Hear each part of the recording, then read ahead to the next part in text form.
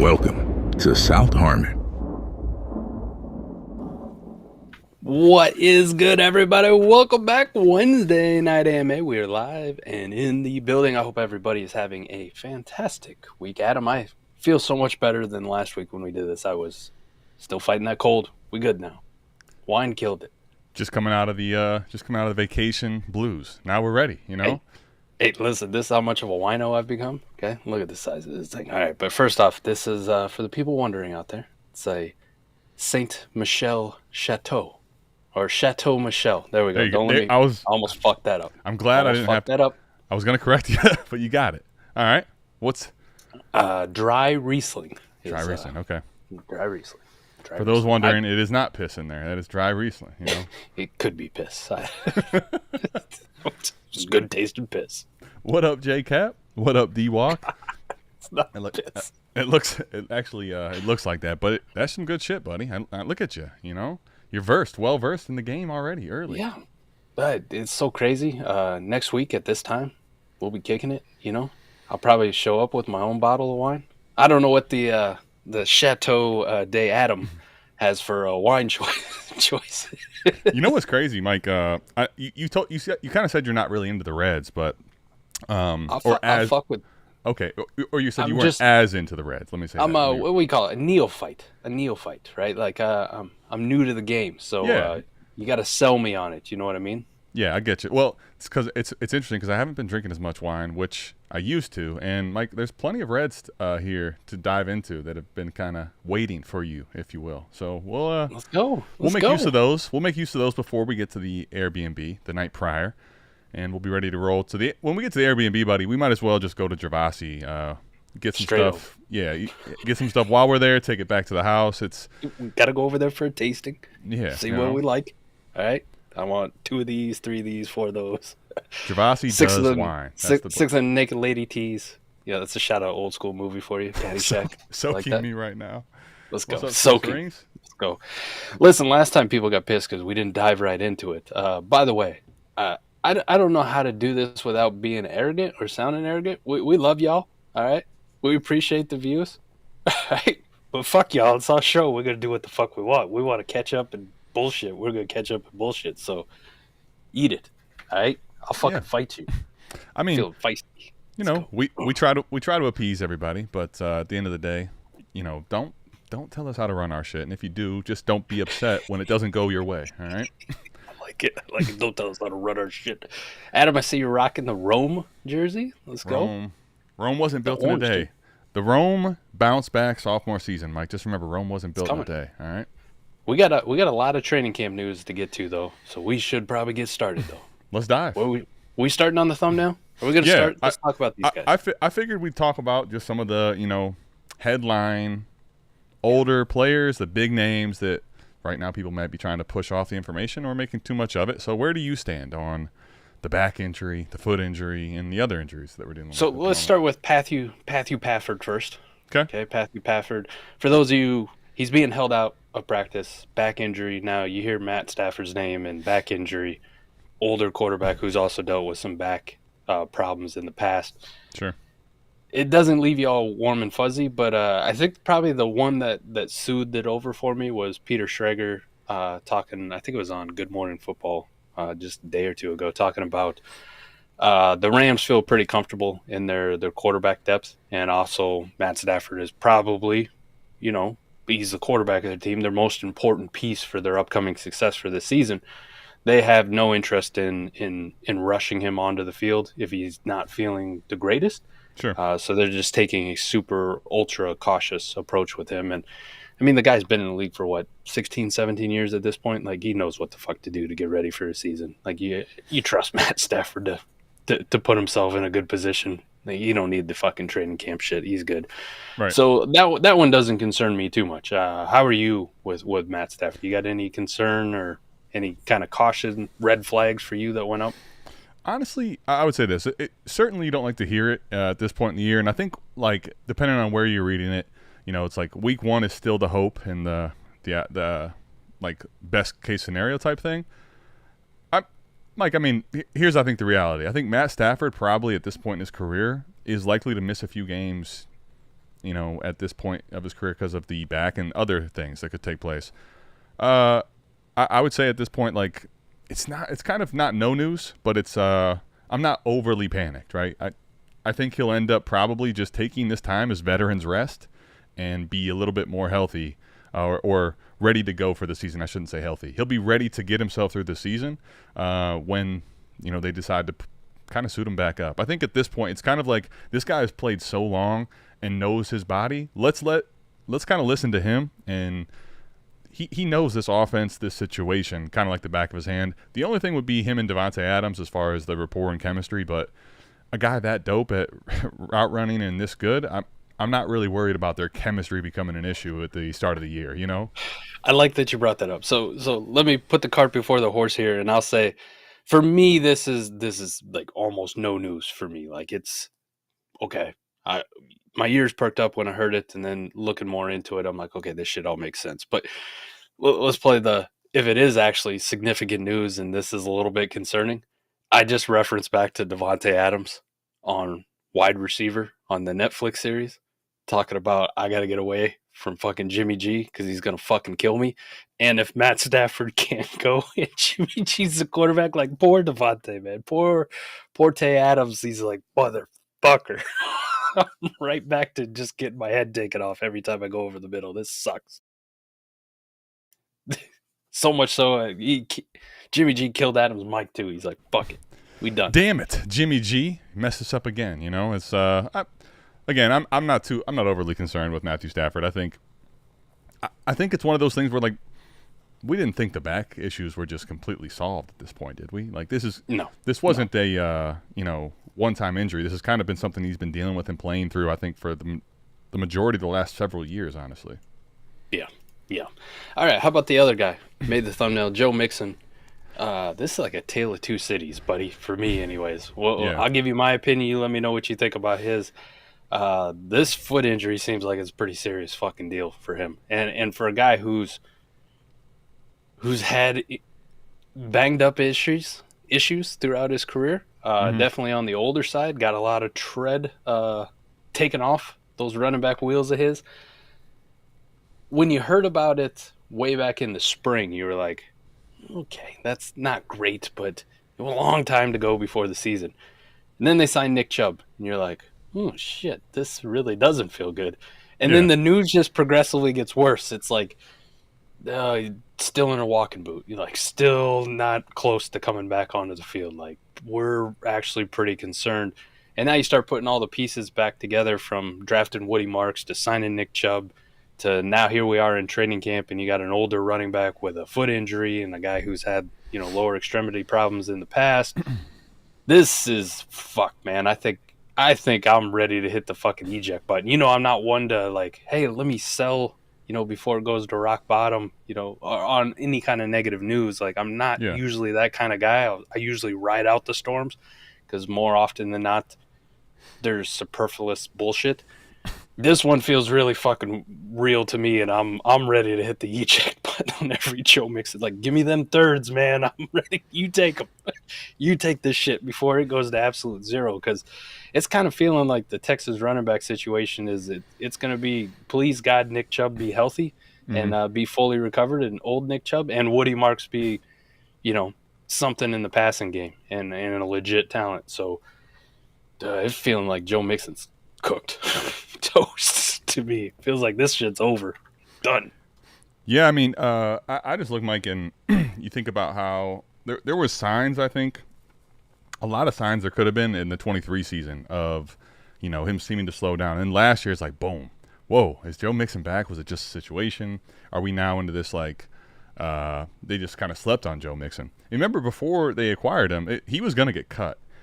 And I think kind of the way he finished the season, if you look at the back half of the year, especially I think it was right after the bye, actually. He seemed like his usage kind of went down. His stats seemed to went down. He looked fine in the playoffs. But there's a lot of mileage on this player. And they said, like, a frustrating and significant foot injury. Man, bunch of miles, guy that's had, showing a little bit of decline at points throughout the last couple years. I don't really have many shares, honestly, Mike, frankly. But at this point, the ones that I do, I'm not going to just get off of them for free, but damn near. I think I'm ready to try and explore other options. I think here's the reality, though. At this point, what would a actual sell look like, and what's his market look like? I'll go to the lab and kind of test it out, but I'm kind of curious what the rock bottom would look like there. I think we're approaching any third territory here.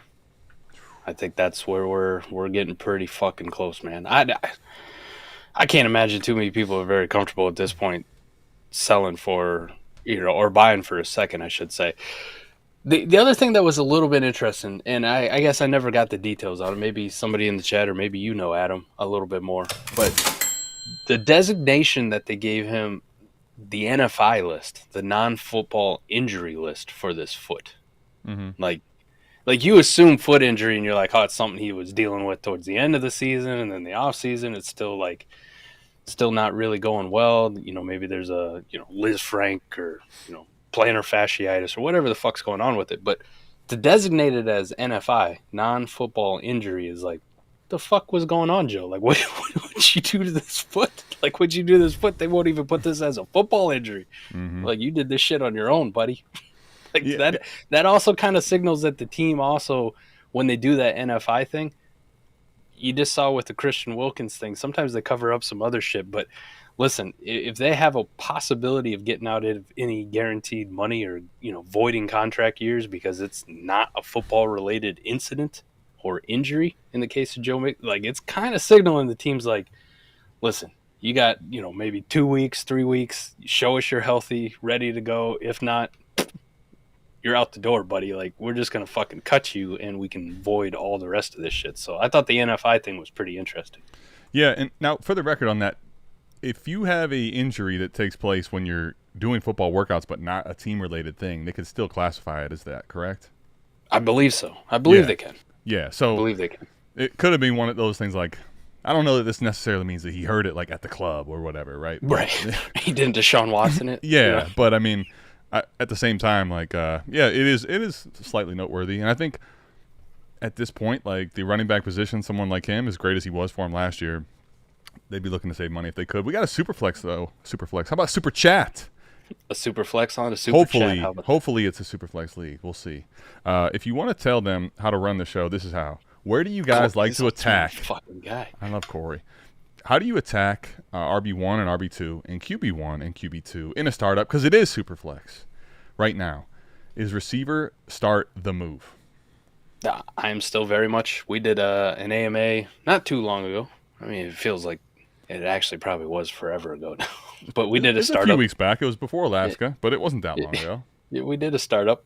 I'm very much of not attacking RB1 and 2 until, round 8, 9, 10, 11, something like that. If I'm in a startup, I'll attack wide receiver and quarterback right off the rip. Just boom. So QB1 and QB2, that part's easy. If I get good value in rounds 1 and 2, kind of depending on where you're picking, I'm taking the quarterbacks. But let's say you're picking, 10, 11, 12, and you're like, man, I feel like I'm starting a new tier of quarterback, and I don't really want to do that. But, hey, tier 1 wide receivers are sitting right here. Then the choice becomes pretty easy for me. Let me go tier 1 wide receivers, and then I'll come back with some quarterbacks and try to pick and choose my spots on when I get QB1 and QB2, and don't really worry about running back. Also, warp in your league is gonna kind of mean everything to it, too. There's going to be some leagues where that running back warp is just too fucking good to ignore, Adam. Like, it's just for sure. End of round 1, Bijan, Gibbs. Maybe I reach a little bit and take Saquon. Right. If people are going to pass on it, they don't have an idea of what the warp is for that league, then that'll change. But just generically, Corey, if it's a vanilla type scoring league, quarterback, wide receiver, it's kind of just depending on where you're picking in the draft.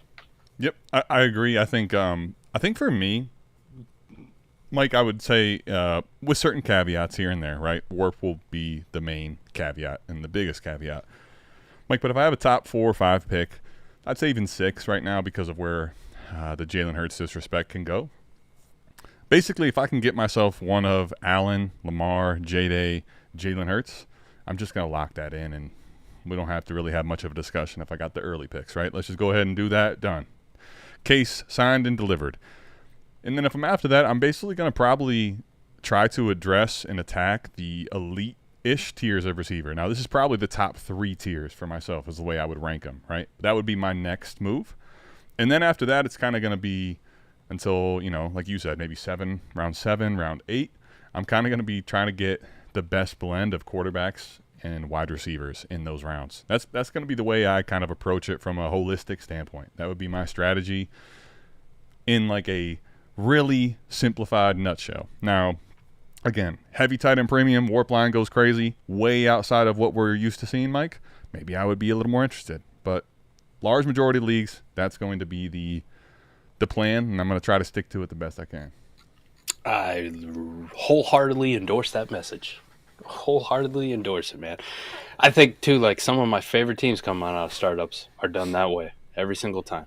It's like, I'll figure out running back. Like, I'll figure it out. I'm going to get some crusty values down there that I'm kind of like, this could go either way, right? It could be Joe Mixon, or it could be, hey, James Conner. Look at this motherfucker. Like, he's still doing it. Still going to put up 1,200 yards and 10 touchdowns. Yeah, look at this value I got. But if I come out of there with just a plethora of, listen, I got good young quarterbacks, and I got these couple elite wide receivers and, good wide receiver depth up there that has pretty safe dynasty value, those teams always seem to just cash checks.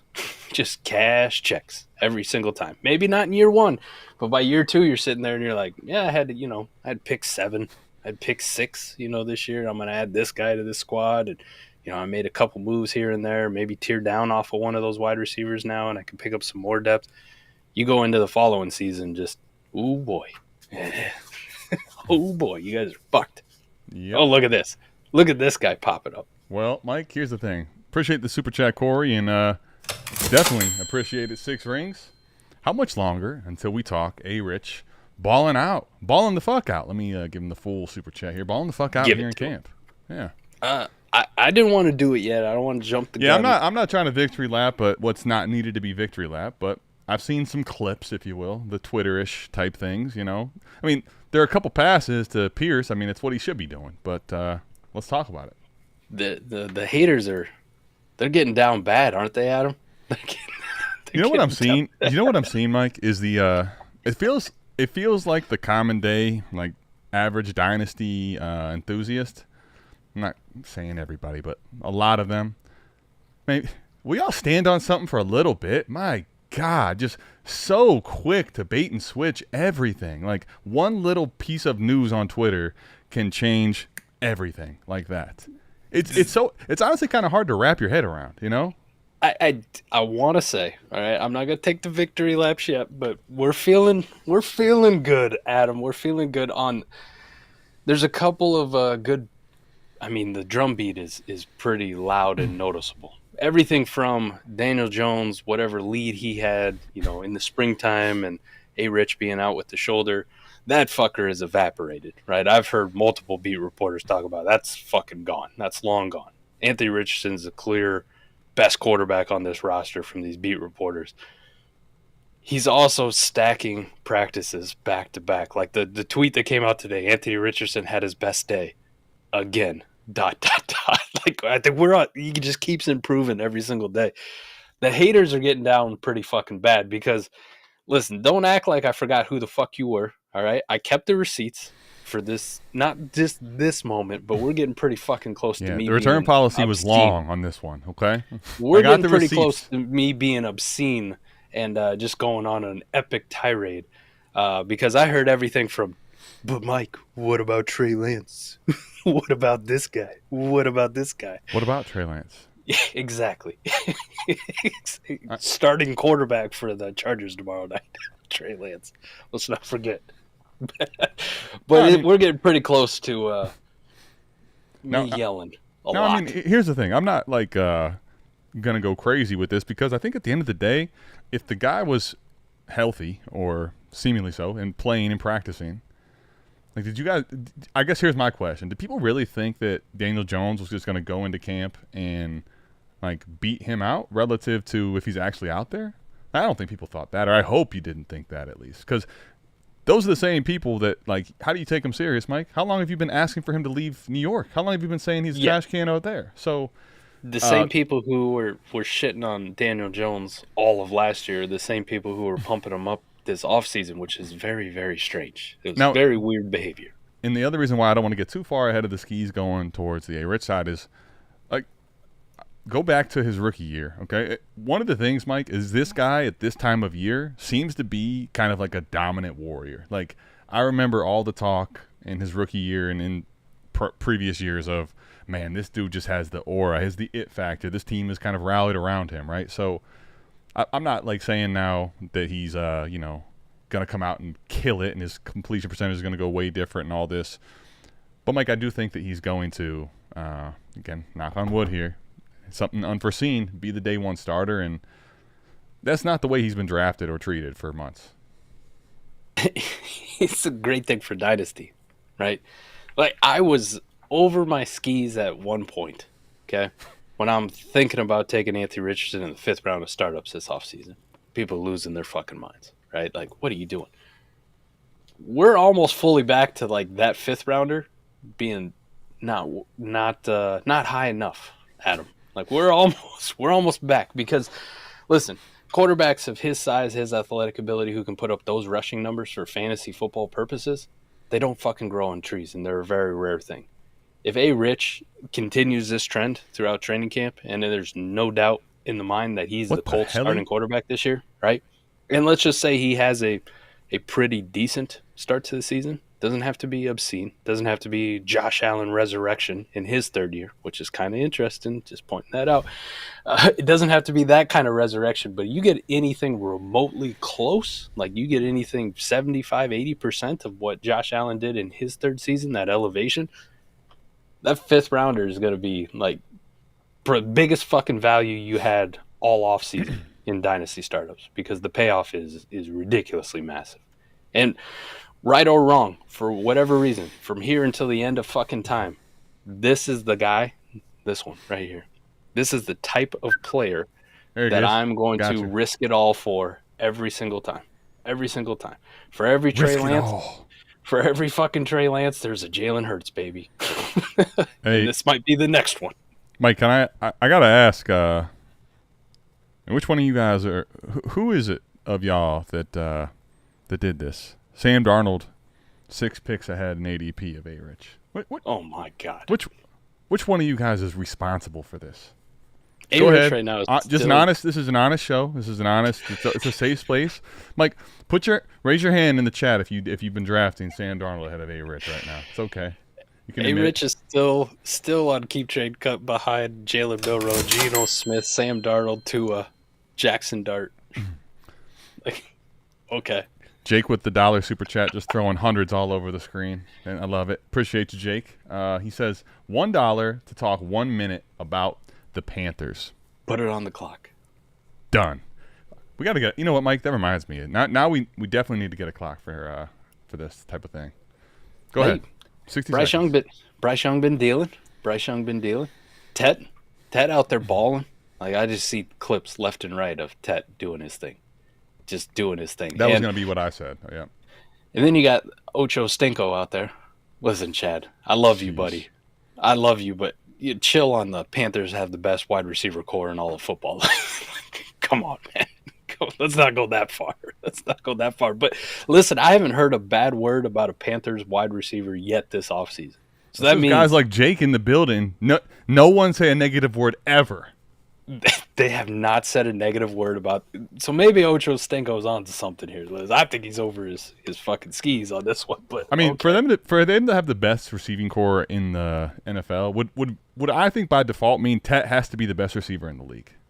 I think maybe he's talking just pure depth because listen, I'm seeing Leggett highlights, I'm seeing Coker highlights, I'm seeing Tet highlights. Old man Thielen's still doing his thing.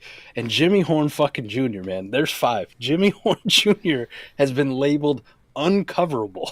Like, uncoverable. Well, that's because, Mike, there's no defense in those drills. Because I want y'all to keep the receipts on this, all right? He's on air. Yikes. Wow. But, hey, Panthers, man.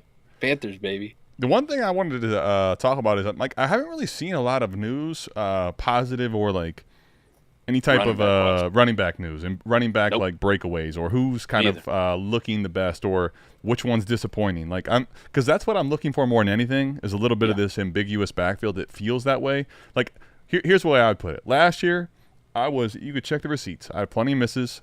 Chuba Hubbard, one of my big hits, right? At cost, W, massive win. But Mike, now it feels like his cost has wildly caught up. It's gone up quite a bit. Yeah. And it's not that I dislike him now, but relative to cost, Mike, I feel like the addition of Rico Dowdle and the addition of Trevor Etienne, it just makes me have a little bit more pause. Not that they won't be able to run the football, not that Chuba won't have some good games, but that it's not going to be quite the snap share of this is Chuba's backfield and no one else's at all. I've seen one Trevor Etienne highlight. I haven't heard anything about Chuba. Rico Dowdle's kind of been an afterthought. The pass catchers have been up. The other thing that I was paying attention to besides the running backs, Bryce Young, just like, can he continue his – listen, he was like a second rich. half, but he was back 5-6 games was lights out, you know? Yeah. And can he continue that? Can he continue to build off of it? Keep that momentum. People buried fucking Bryce Young when he got benched for Andy Dalton. I mean, buried him. Like, they were done with him. Sure. The other one that I've been keeping an eye on just because I have this affinity for trying to find these A-Warp tight ends, Mitchell Evans. And Mitchell Evans, by all accounts, you know, people really hyped up Jatavian Sanders last year. The Panthers tight end room for the longest time has just been a shit show of fuck. Like, it's just, who gives a shit? But hey, you guys Mitchell Evans is out there. A shit show of fuck. I love that. Shit show of fuck. Mitchell Evans has actually been balling, so I've been keeping tracks on that. Just because, you know, hey, you can fucking practically get him for free if you still got a rookie draft, which weirdly enough, Adam, you and I just did a rookie draft. We still had a couple leagues. Shout out K-Bach. What up, Kevin? K-Bach. Still got some leagues. We had to finish up some rookie drafts, but you get him in like the 5th round or practically UDFA territory still. Right. So that was another one. I was like, hey, can I get a cheap Mitchell Evans? Like, how's those shares doing? Do I need to just get rid of them? Like, cut them? Because it's looking like that for Luke Lachey. I went and Googled some Luke Lachey, see if I can get some news. Nothing. It's like Panthers running backs. You don't get shit. Nobody tell you anything. So maybe that one's over. Let's also talk a little JJ McCarthy if I can get him ahead of us here for a moment. I will say, Mike, one of the things is this is kind of just scrolling through X.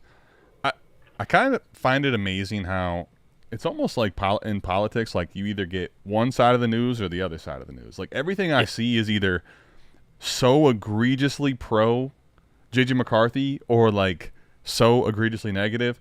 JJ McCarthy's really struggled in camp. Are we worried yet? Like, I don't know what to make of any of it other than kind of I'm where I was, but I don't know which one of these sources to believe, you know? You brought up a fantastic thing, too, because I've seen that. I've seen the big divide, right? Like pro or negative. Here's the one thing I will point out to you. It is like you talk about with politics. I saw something about J.J. McCarthy struggling mightily in camp, and there's a video attached to it, and it's of him throwing a pick six. Yep, right? I've seen that one, too. Yep. And then the context, the day later that come out, like the reader context on it, it's a clip from fucking last year's training camp. So just like politics, we just make shit up or we pull shit from a long time ago, and we're like, hey, this is pure facts to support my case. So yeah, the virality of these videos you find out are like from 2024. Like, it doesn't necessarily mean that I'm not interested anymore. It's just like, where was this for the last 10 months, you know? Like, yeah, what the fuck? Why do you show me training camp pics from last year? Right. Like, this doesn't help your case. I guess maybe to be fair, it's because this is all like training camp and then training camp. It's all training camp. We haven't seen him start a real game. I'm not trying to be fair. I don't know what to make of it. But yeah, I mean, where are you at with McCarthy at this point? Or still the same spot I was before training camp. No movement, I kind of imagine. Yeah. No movement because, like you said, there's enough on both sides to be like, well, is he struggling? I don't know. For every time I see anybody post about him struggling, I see 3 fucking accounts talking about him just lasering dimes to people all over the field. Like, you type in his name on X, and the first, 7 fucking tweets you get on it is just how great J.J. McCarthy is. So, if we're just compiling them all, I guess I should be more excited. I guess that's where I should be. I should be more amped up. But I'm still pretty goddamn bullish on JJ McCarthy. Like I can't see a scenario of this guy failing. And maybe I'm gonna get burned on that Adam, but I'm ready. I'm ready. JJ McCarthy's finishing as a QB1 this year. Boom. For fantasy. Put it on wax, as they Done like deal. to say. What's happening? I guess what I'm kind of curious more than anything, Mike, is like we have seen. Go back to the Josh Dobbs love, which seemingly lasted for damn near a calendar year. Like we've seen enough quarterbacks do well in the system. My only, I guess, because I'm with you. I don't know that I expect him to finish for sure as a top 12, but I expect him to play well and do well and perform well. My only caveat, or I guess where I'm kind of intrigued on the other side, will be: do people come out with pitchfork? Let's say he kind of struggles a little bit in the first few weeks of the season, right? That's my only scenario where I could see people kind of coming out with the pitchforks, like I said. Because if he starts well, I guess if he has a few really good weeks to start the year, I feel like that's kind of what people are expecting almost at this point. Groupthink, I think at this point kind of expects him to play well and perform well in this system, but I don't know. Maybe I'm wrong. Maybe people will freak out and really start moving his value tremendously up if he plays well. I kind of feel like that's what's to be expected. We don't have a really good grasp on what defenses are going to be really good, from year to year. We kind of have an idea in our heads, but I'll say this: at least his early schedule isn't a murderer's row. The first 3 weeks is, the Bears. I mean, they were good, but they weren't a dominant defense. Atlanta was pretty piss poor on defense, and porous, if you will. And Cincinnati was fucking god awful, and they still don't have fucking Trey Hendrickson. We still haven't resolved this fucking thing. So this is, I guess, right here, Trenton's comment. This is kind of what I'm saying. Darnold played really well last year, so I feel like maybe it's me, but I feel like the expectations are actually kind of lofty in a way for him to perform, to your point, top 12-ish. I don't know if the fan base will be so quickly to turn on him either, because the fan base... I don't think the fan base in Minnesota... I'm speaking more from the dynasty gamer aspect. Well, us dynasty gamers, us fantasy football players, I mean, we stay tapped in, but a majority of people, as soon as, and even, slightly before, because a lot of people don't make championships. You know what I mean? They don't even make championship week, so they fucking check out a little bit earlier. But kind of like a lot of teams in the NFL, right? A lot of people turned off and didn't really be as invested in football and Sam Darnold when he struggled the most, right? The Minnesota fan base, the people who will be the loudest calling for JJ's head, are the ones who got to witness the last 2 games of the year where Sam Darnold completely fucking choked and meltdown, yeah, and ruined all hopes of Vikings fans for a successful season, right? No, the Lions game was legitimately it felt like a meltdown. Yeah, it felt like a meltdown in the last 2 games. It was terrible. So that is their last impression of a quarterback, is the last 2 weeks of their season, their 2 most important games, their quarterback choking everything away. So maybe even if J.J. McCarthy doesn't light it on fire, but just struggles just a little bit, I can't see that fan base turning on him right away. Okay, yeah, his first couple games, they're going to make the excuses for him. I would say if Sam Darnold got him to the conference championship game and played well in it last year, and then they let him go, and JJ McCarthy then came out and struggled early in the season, the Vikings fan base would lose their fucking minds. They would be all over him. But since Sam Darnold did him a nice favor, did JJ a real nice solid by being completely Sam Darnold for the last 2 games of the year, I think that bought JJ a little bit of leeway. Sure. Yeah, with the Vikings fan base, I don't doubt that per se. I'm kind of curious. It feels like I don't know. It feels like for me, JJ McCarthy's value is in kind of a limbo land, I guess, for the majority of dynasty gamers. So I'm curious to see if there's a extreme movement based on if he has extreme play one way or the other. Other than that, I mean, realistically for me, nothing has changed other than narratives, if you will, right? What if he's right around QB1 for the first 3 weeks? That's what I'm saying. If that happens, I think is a great question. My question to that is, if he plays that way, which I certainly could see, Is that kind of more of an expectation, like someone had up here, like because we saw Darnold play pretty well early, or will we actually see his value balloon? And that's my big question with J.J. McCarthy. And the reason I've been holding Mike is because I think there's a chance that it would balloon there. I think there's a chance too. If let's live in that world. Let me go back and look how Sam Darnold finished first 3 weeks of the season last year. Yeah, QB 14, 4, and 9. So let's just assume, let's juxtapose it. Same fucking thing. That's how J.J. McCarthy starts the season, right? 16 fantasy points, 21, 23.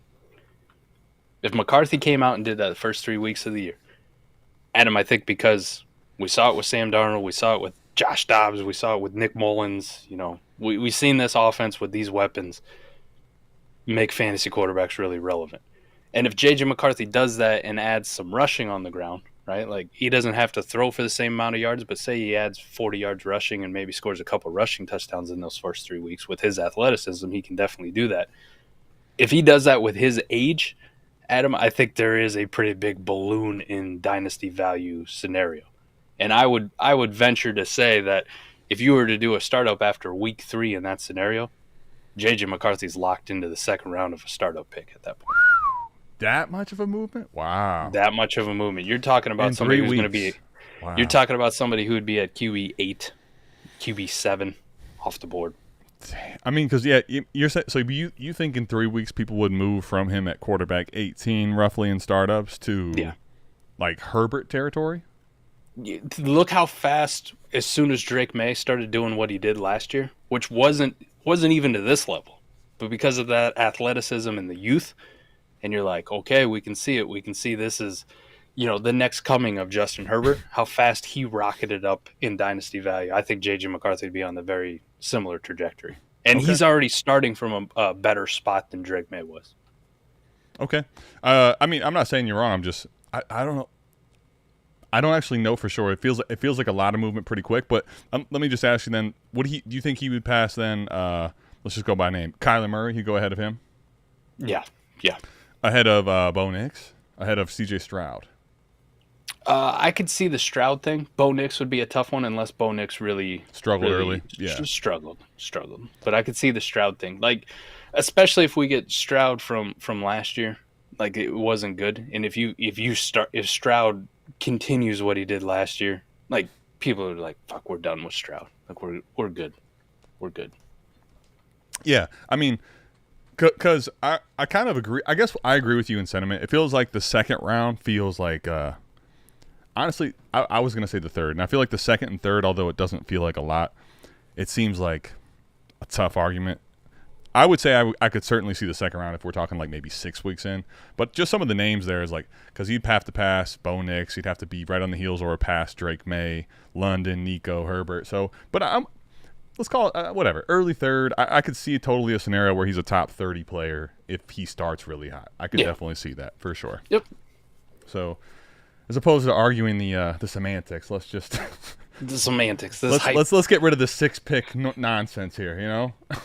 This hypothetical world we're living in. Right. Would you down tier from May to McCarthy for a first, or would you guys need more? I think I'd do it. I love Drake May too. I'm very bullish on Drake May, but I'm very, very bullish on J.J. McCarthy too. And I just gave you a scenario where I think they would be fighting each other for which one you want. Like which one you take, so it become a free first then. I think that's a very really, really, really easy trade for me to make.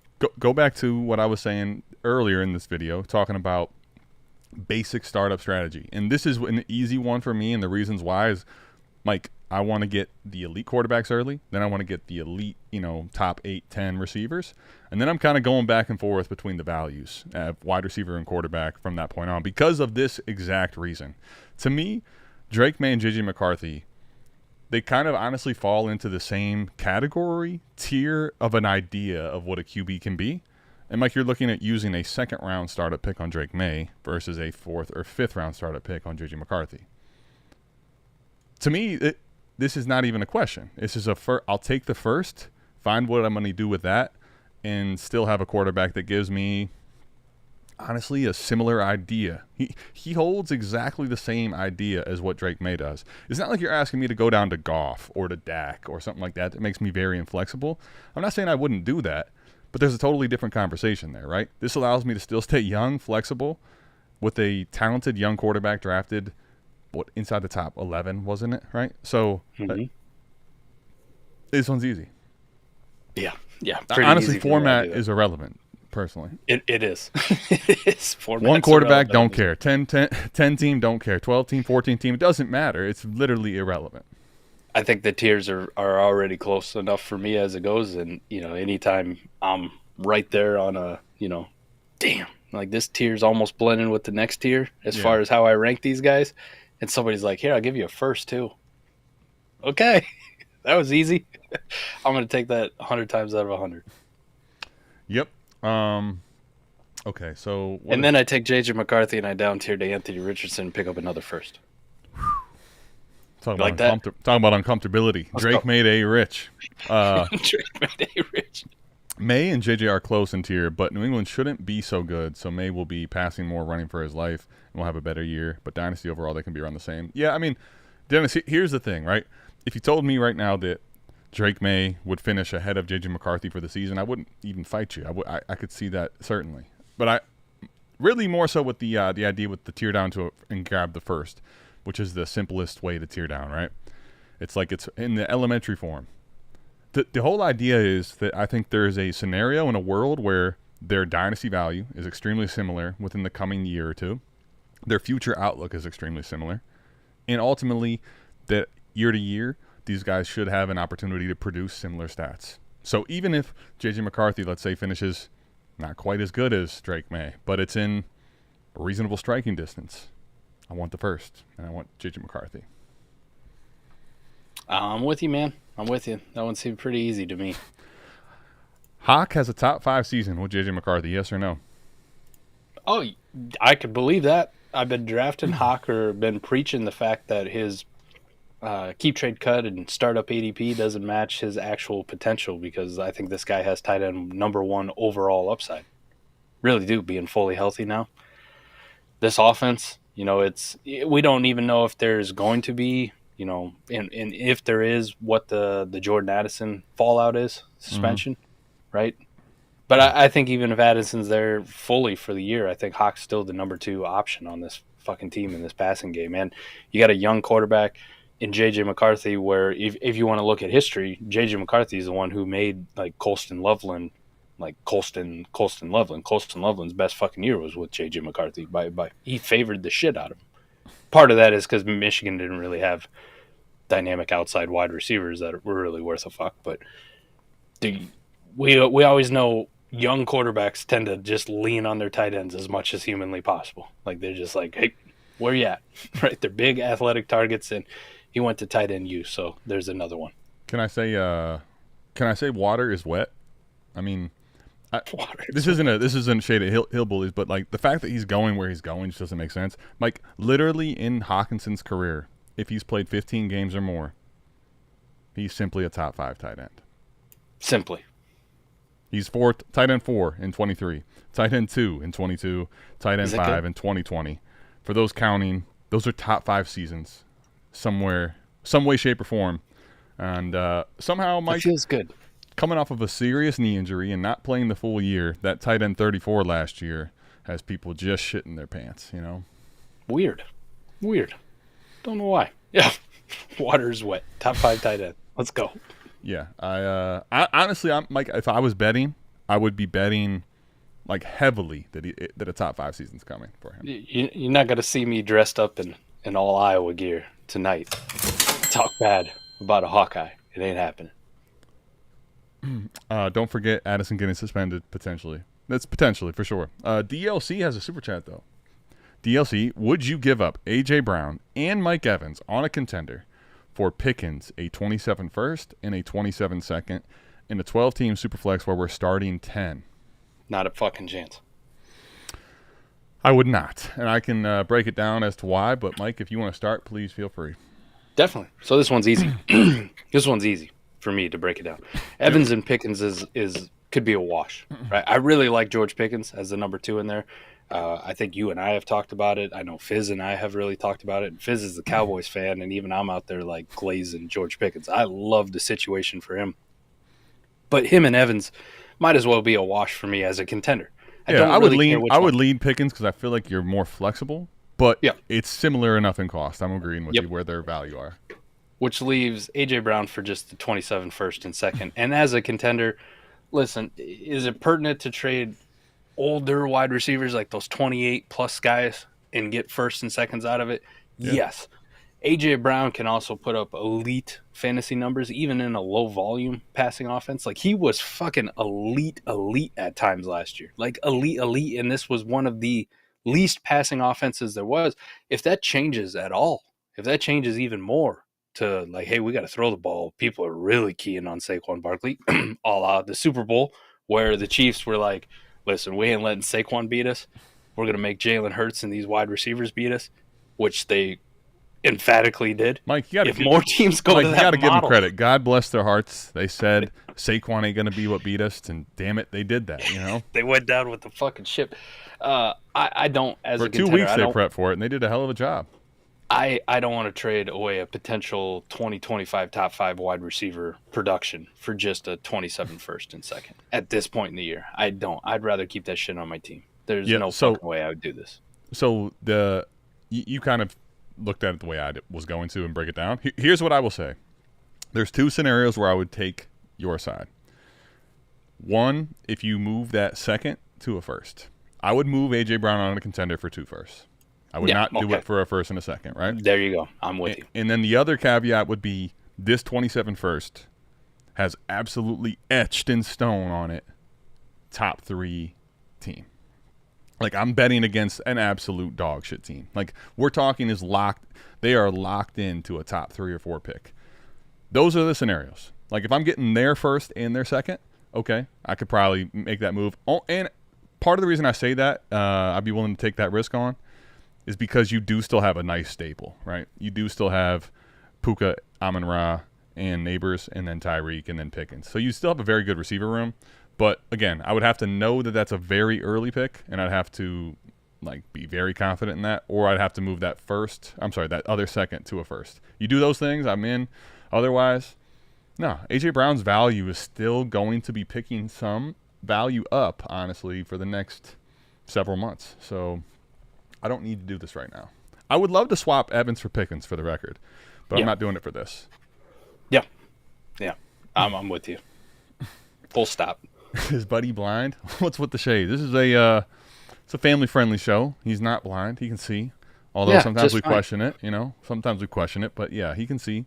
And your mom took her shirt off and detached her retina on mine. Yeah, I watched it. It was painful. Somehow I turned my head just in the nick of time. Damn it! Almost got me. God damn. She almost got me, buddy. Oh, it's I don't know, Mike. What's with the shades? An alter ego? Just Wednesday AMA. If you hear, you know. It's like a mode. You know what I mean? Yeah, it's a mode. It's an alter ego. When you're cool, the sun shines on you 24/7. Damn. See? Davo 305 got my back. Shout out 305. It's like Pitbull, Mr. 305, It's these fucking key lights. They're so bright. I will admit, Mike, people don't realize that, but sometimes they say the lights are too bright. God, they can be too bright a little bit, Put the shades on. Yeah, Sam Darnold, if you know, the lights were very too bright for him down the stretch. It's actually those beautiful blue eyes that I have. Listen, I don't want to, hear ovulating. You know what I mean? So we can't just show it off all the time. I'm trying to save some for the rest of y'all. All right, you're welcome. I'm doing you a favor. It's public service. Not to mention what really shines are those damn fucking chains. Now, I mean, look at those things glisten. Rookie Draft Friday. Would you prefer Hunter or Hampton in a half PPR? I think half PPR makes this a lot closer to me probably taking Hampton over. I would say I agree. In a full PPR, I think I'm going to take Travis Hunter. In a half PPR, I think I'm going to take Hampton. Full PPR, there's no question I take Travis Hunter. Yep. Half PPR, it becomes a lot closer. I wouldn't fight you either way. I think I'd probably personally lean in Amari and Hampton. Really, Yeah, I think really am. in half PPR, I'm definitely going to take him. Here's what I will say, though. At the end of the day, Mike, that conversation, right? PPR and half PPR, it's ultimately like the basic of really what warp is, right? Like, I just imagine in a regular half PPR league that warp is going to say, I should be taking Hampton. At the end of the day, warp.life will change your life. It changes the way that I view this. And I'm going to go ahead and default any of my leagues to warp and let the wide receiver running back line and conversation dictate my answer. But if we're saying this is all things equal standard, half PPR Hampton, full PPR, I'm probably taking Hunter. But even in a full PPR, sometimes there's bonuses and caveats to where it's like, oh, shit, okay, maybe I want to take Hampton. And on a plus note, it's gotten more valuable for Hampton since, rookie drafts in May, right? Speaking of blind, right? I mean, Najee, holy shit. Might be blind. We don't know. Yeah. See, now the comments kind of fucked up, wasn't it? Some people are actually struggling out there, Yeah. How dare you? How dare you? Holy shit. It's gotten a lot more beneficial for Amari and Hampton since then. It's kind of messed up. The poor guy almost lost an eye, On deck in a 12-team start 9, half PPR, half point tight end premium in the 3rd round. I started with Hurts and Puka at the 6th spot. Can't be mad at that at all. Nope. Now we got JSN, Hunter, Tet, Bucky, Saquon, Brees, A.J. Brown, Wilson, Hendy, Kyler, or Love as your 3rd round choice. Mike, when I'm looking at this, I have my preferences, but where are you? So this one we just talked about, in your vanilla leagues, I'm really not looking at the running back spot at all. Like, I'm really not. And this one becomes a lot tougher because it's start 9 and it's half PPR, and I know that warp on Saquon is going to be fucking ridiculous, right? Yep. I'm not even putting Saquon as he's going to repeat exactly what he did last year, but I'm fully projecting Saquon's going to be a top 4, top 5 running back, without question this year as long as he's healthy. Like, It's just going to fucking happen. This might be where I break that mold, Adam, in a startup. I already got Hurts. Listen, I kind of get the de facto stack, you want to say it, with Jalen Hurts and Saquon. So it doesn't matter if we get down to the 1 yard line. As we saw, this isn't the PPR stack. Like, Jalen not really a check down guy. Saquon not. This isn't the PPR version, but this is I'm getting in the end zone and I'm getting a fuck ton of yards, buddy. Yeah. To me, honestly, Mike, this is a conversation where I'm picking one of two people, really. There's only 2 choices here for me. To me, it's either I'm taking the running back lane, if that makes sense based on the warp, and going Saquon Barkley. Otherwise, I'm taking JSN. Oh, you're going JSN. That wasn't the other one I was going to give you. Were you going QB? Half PPR. I was going to go with Kyler Murray. Well, the reason, see, here's the thing. If I'm not going the wide receiver, I'm just going to take Saquon here because of how monumentally different he could be. If the wide receiver line looks pretty damn good, if there's some other bonuses or something, and the wide receiver line still reigns supreme, JSN would be the value that I would prefer to take in like a regular PPR league. So but people do hate Kyler, so you might get him in the 4th anyway. So that's exactly my point, Mike, where it's like, hey, do I like Kyler? Yes. Am I willing to kind of take him way ahead of cost? Probably not, because 1, I might get him in the 4th, and 2, you know what else would be crazy? What if in the 5th or 6th, if I could wait even further, I can get JJ, who's still on the screen, unneedingly to be. I'll take him off finally now. But, like, now I feel like I kind of blew my load a little early. You know what I mean? True. And then, like, the 6th or 7th, you might get A-Rich. Right. And then you're like, oh, why'd I have to go showing off like that? Damn it. Exactly. I think here, I could see the JSN thing. All right, I'm going to change my answer for you, Adam. I'm not going to reach. I'd say Saquon or I'd say JSN. You reach, I teach. Yeah. And 1. Way to talk me out of it. Way to talk me out of it. I'm gonna be a little bit dangerous because I'm like, listen, I get Kyler in the 4th, nice. If I get JJ in the 5th, even better. Nice. If I get A-Rich in the 7th, fuck y'all. Holy. Fuck y'all. Smash the likes and subs, crew. Appreciate it, man. Appreciate all of you guys subbing and hitting the like button. Got some startups coming up. Points per carry. First down, bonus runs, receptions. Mike, this is the type of shit we want. The warp tool factor that all in. I mean, E-Will, here's the thing. This question, literally, if you just change the ... in equals, right? If you just, yes, the warp tool factors that all in. Warp.life. That is the beauty of it too. So it literally takes all the scoring Yep. all the starting spots you have, all the roster spots you have. It factors all that in and spits out the answers. If there's a scoring setting on Sleeper, it's in the Warp Tool. Right. It's in the Warp Tool. And you will see leagues drastically change warp lines based off just maybe one or two settings that are different, or one or two differences in scoring between the two. And this applies to everything. Anything in Sleeper, like, Adam, we're in that crazy, IDP league, and you see the fucking defensive linemen, the edge rushers just dominate in warp, which is a crazy thing. And then you go pull up, some generic IDP league, even if it's start 11 or start 12 IDP, and you're like, oh, these dudes don't fucking matter in this league. That's because the scoring's so much fucking different. It's been changed. Right. And for those of you who don't play on Sleeper, listen, there's MFL integration, which will do the exact same thing. You just need your league to not be private. Right? You can put in your MFL ID if that's what you do. Or if you're still stuck on a ESPN or a CBS or a Yahoo, all you got to do is just go make a free, brand new Sleeper league, right? That's all you got to do. You don't got to invite anybody. Just take all the exact same settings that are from that league. You don't have to draft teams. You just literally make the league and copy the scoring settings over from Yahoo, from ESPN. And then you run that league under the Sleeper league you've created. And then you have your warp for any league. Which Koopa just put out an update to the warp tool not too long ago. Speaking of money moves, Koopa just updated. He just updated her. Yeah. He just go check it out. Go check it out. Now that recommended build section looks a lot more accurate, a lot more hey, I'm waiting for him to take away the take this with a grain of salt part that he put on it. Right? Like, What's the next step up from a grain of salt? Take this with a spoonful of sugar. That's a good question. Helps medicine go down. Spoonful of sugar. Oh, all right, he's on it. I've traded Richardson everywhere I can.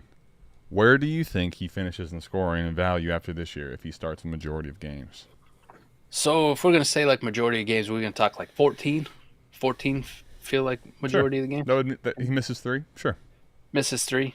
Injury or something like that. A little banged up.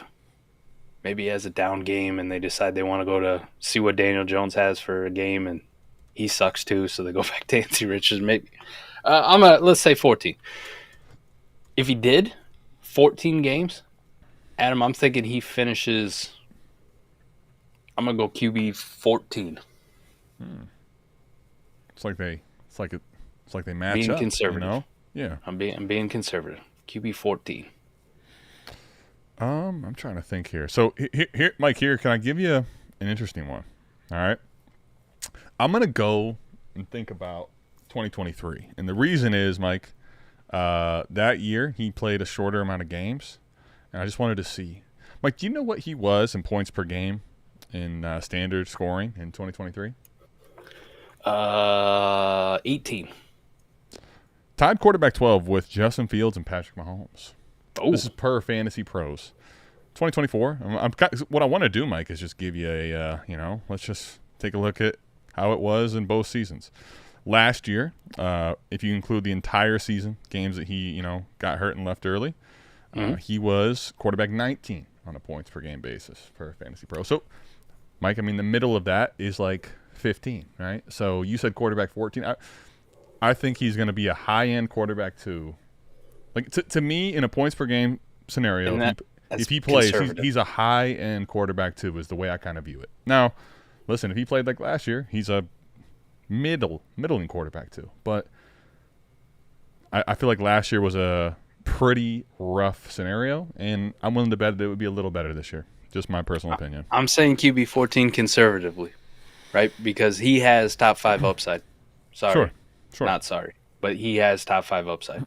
Like, you can see A. Rich having a 22 point per game season and being a top 5 quarterback, and he doesn't even have to be that great on passing, right? He just got to make a little bit of an effort, a little bit of a leap forward, like just a little bit. That's all we need, right? Up that completion percentage, like closer to 60, buddy.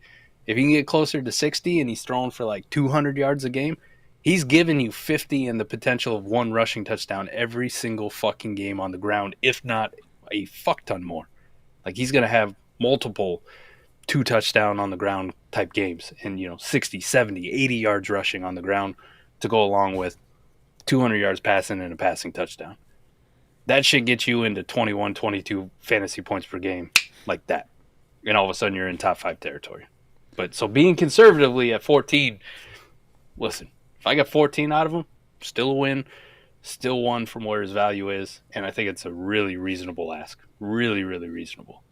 Yeah.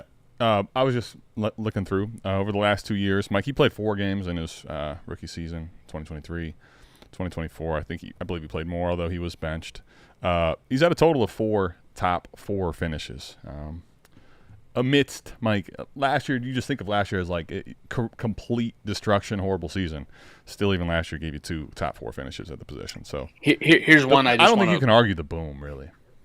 Kyler Murray was justifiably disappointing for a lot of people last year. We don't really like him.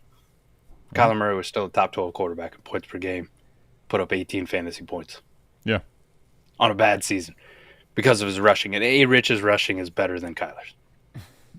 Naturally, just because it's a bigger dude. I mean, they probably got the same speed, but one of them is like damn near a foot taller and weighs like 100 pounds more, it feels like. Like one's a giant of a man, the other one's an angry toddler. I think what people are also not taking into consideration is Rich worked with the same throwing coaches that helped Josh Allen with his mechanics. I think he can definitely improve his throwing. Yeah. And Josh Allen had that massive jump in year 3. Well, let's just really dumb this down. If you believe, which most people that hate Rich believe, he's horrific and he's been terrible at throwing the football. It feels like there's at least a lot of meat left on the bone. He's got to be able to improve a little bit, no? I mean, if he's been that bad. The situation, the weapons around him have gotten nothing but. They got a true number 2 running back. DJ Giddens has been tearing it up in Colts camp too. By the way, there's just a little bit of news. I keep seeing. Speaking of which, last week, right on air, Andrew's video is out. Go check out the League FFB and our mock draft round 15. You give us the down here in the pig slop. We come with nothing but noise, baby. You want the noise brought down upon you? DJ Giddens. We're going deep. So they got a legitimate number 2 running back to go with Jonathan Taylor, who we know can be phenomenal. Michael Pittman, fully healthy now, off the back fracture. Like, I don't think people realize how big of a fucking deal that was. I keep trying to stand for Michael Pittman, but nobody wants to listen, so it's fine. Mike, you think you're uphill? You think you're going uphill with this Rich thing? Oh, buddy. I mean, but everybody's Pittman's got outside the top 50 on Keep Trade Cut. You believe that? But everybody's got this Josh Downs major ascension, based on what he did last year, and they're projecting it to increase. So obviously that part's gotten better for him. We know what Alec Pierce did as a great deep threat last year.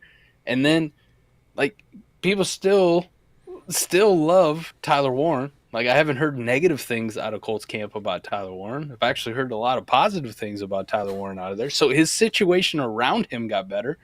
If he improved his mechanics, like I said, it doesn't have to be Josh Allen level. Hey, that kind of craziness. Josh Allen, a lot of that was attributed to getting Stephon Diggs in. I was going to say that's the one part of the narrative that hasn't moved over necessarily. But can you make couldn't?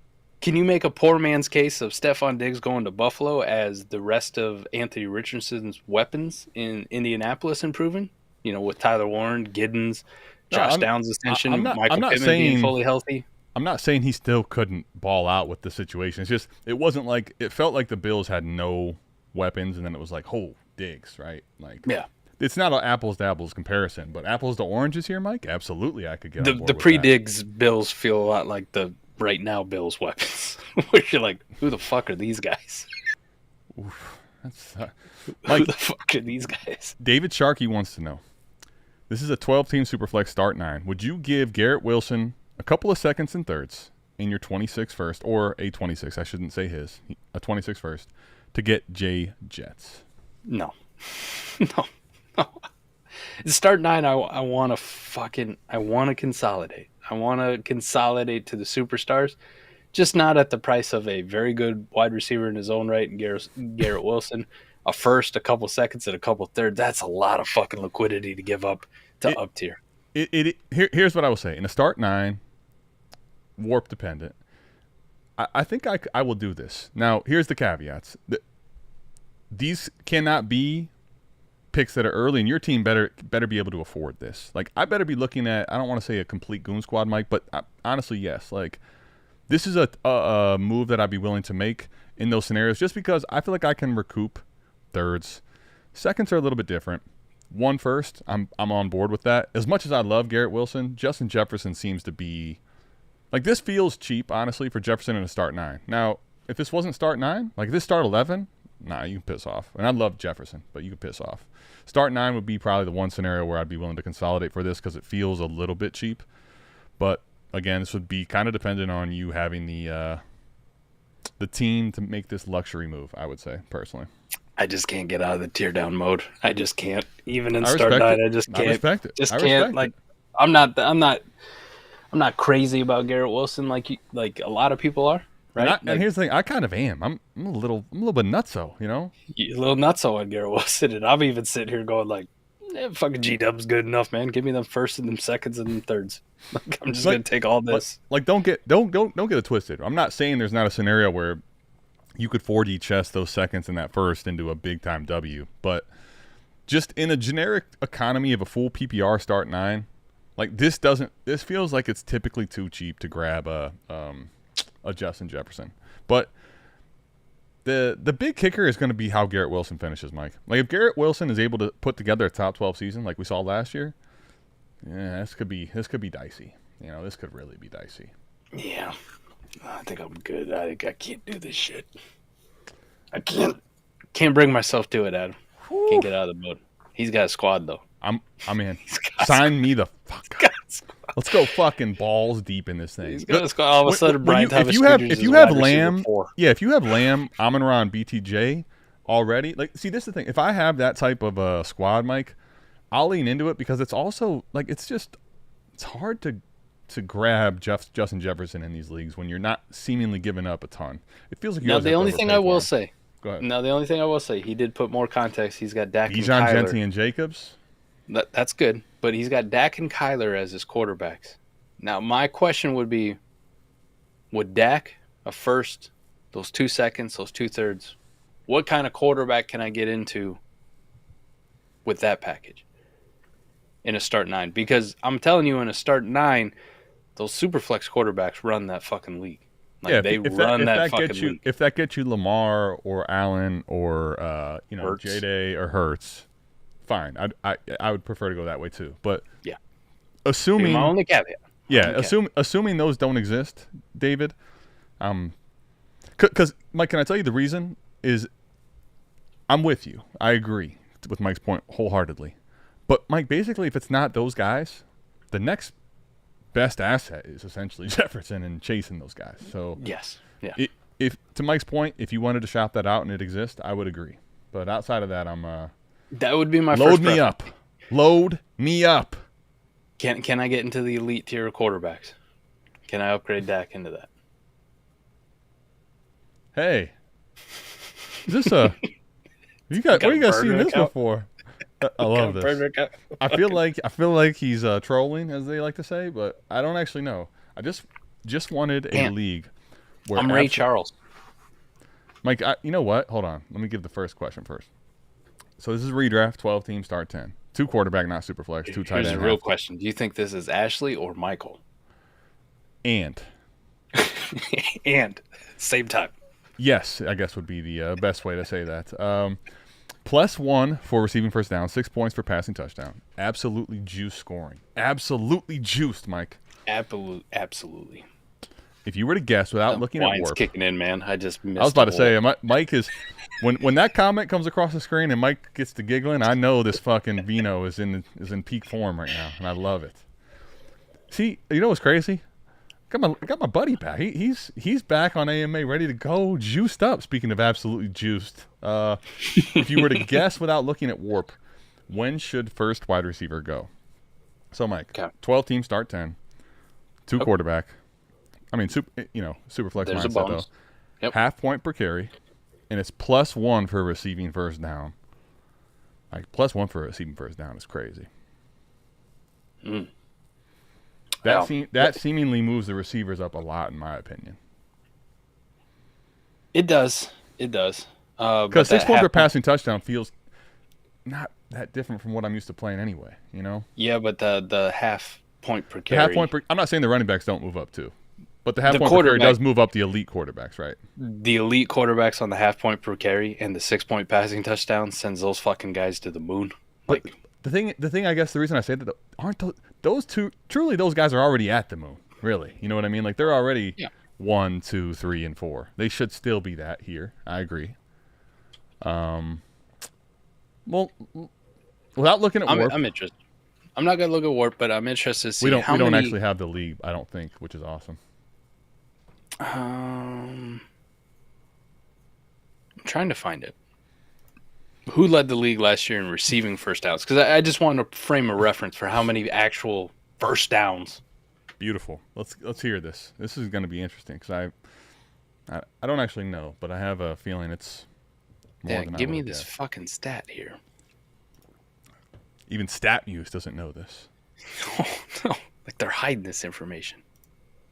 This is illegal in 49 states. The only one you can know it is in Alaska. You were just there. Jamar Chase last year, 75. So there's an 75. Additional 75 points in fucking PPR is stupid land. Additional 75 points, right? But then think about it. Yep. Points per carry. Yep. Quarterback. Go again. So that would be like how many times? Basically, 150 carries would be the equivalent of that in points. 150 carries. So go give me quarterback carries right now, and We're really looking at this, baby. Let's go. To be fair, we are gonna guess. We're doing Jalen Hurts educated as possible without Warp. Without Warp. Yeah, we're playing the game. Jalen Hurts actually led the league, 150 carries. There you go. So now, how many people, like which quarterbacks are north of 100? I'm gonna guess just the elite ones. Yep, literally. Right, End of list. Josh Allen, Lamar, Jalen Hurts. Right. But the reason I'm saying that, Mike, is because outside of that, like I bet you there were some other receivers that had north of like 50, first downs and catches. A lot of these other other QBs really aren't rushing that much. You're looking at 20 wide receivers had north of 50. So to me, as an overall theme, this moves receivers up higher than it does majority of quarterbacks, if that makes sense. The elite ones are already they're pushed, I guess, truly further to the moon, but they're already up as high as they get. Here's the next question, though.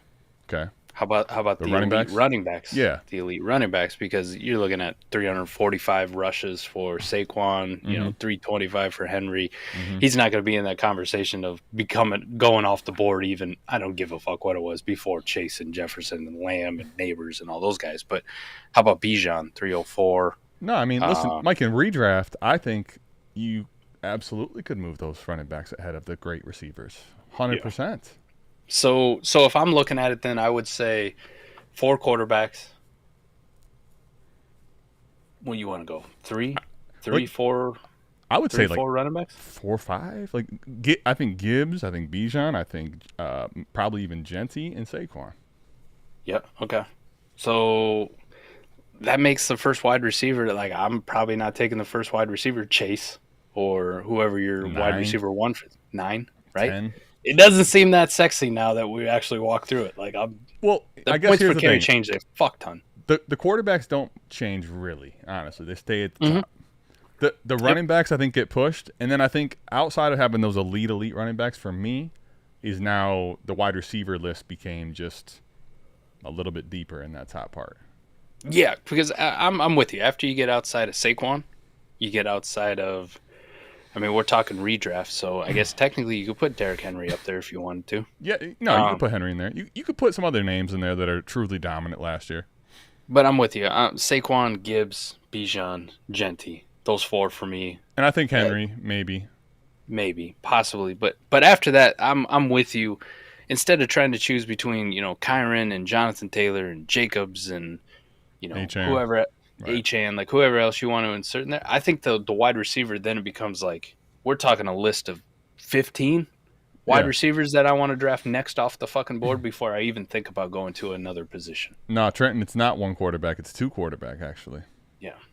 2 QB. And for that, I guess my answer would be 11.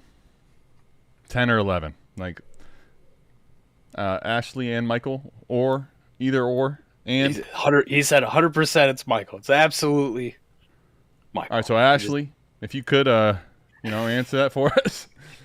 What can we get the real answer now? By the way, I kind of respect this. I just wanted a league where absolutely no one knows what the F's going on. These are the leagues that have, believe it or not, for the sickos out there, they're not few and far between. They're plenty. They're often.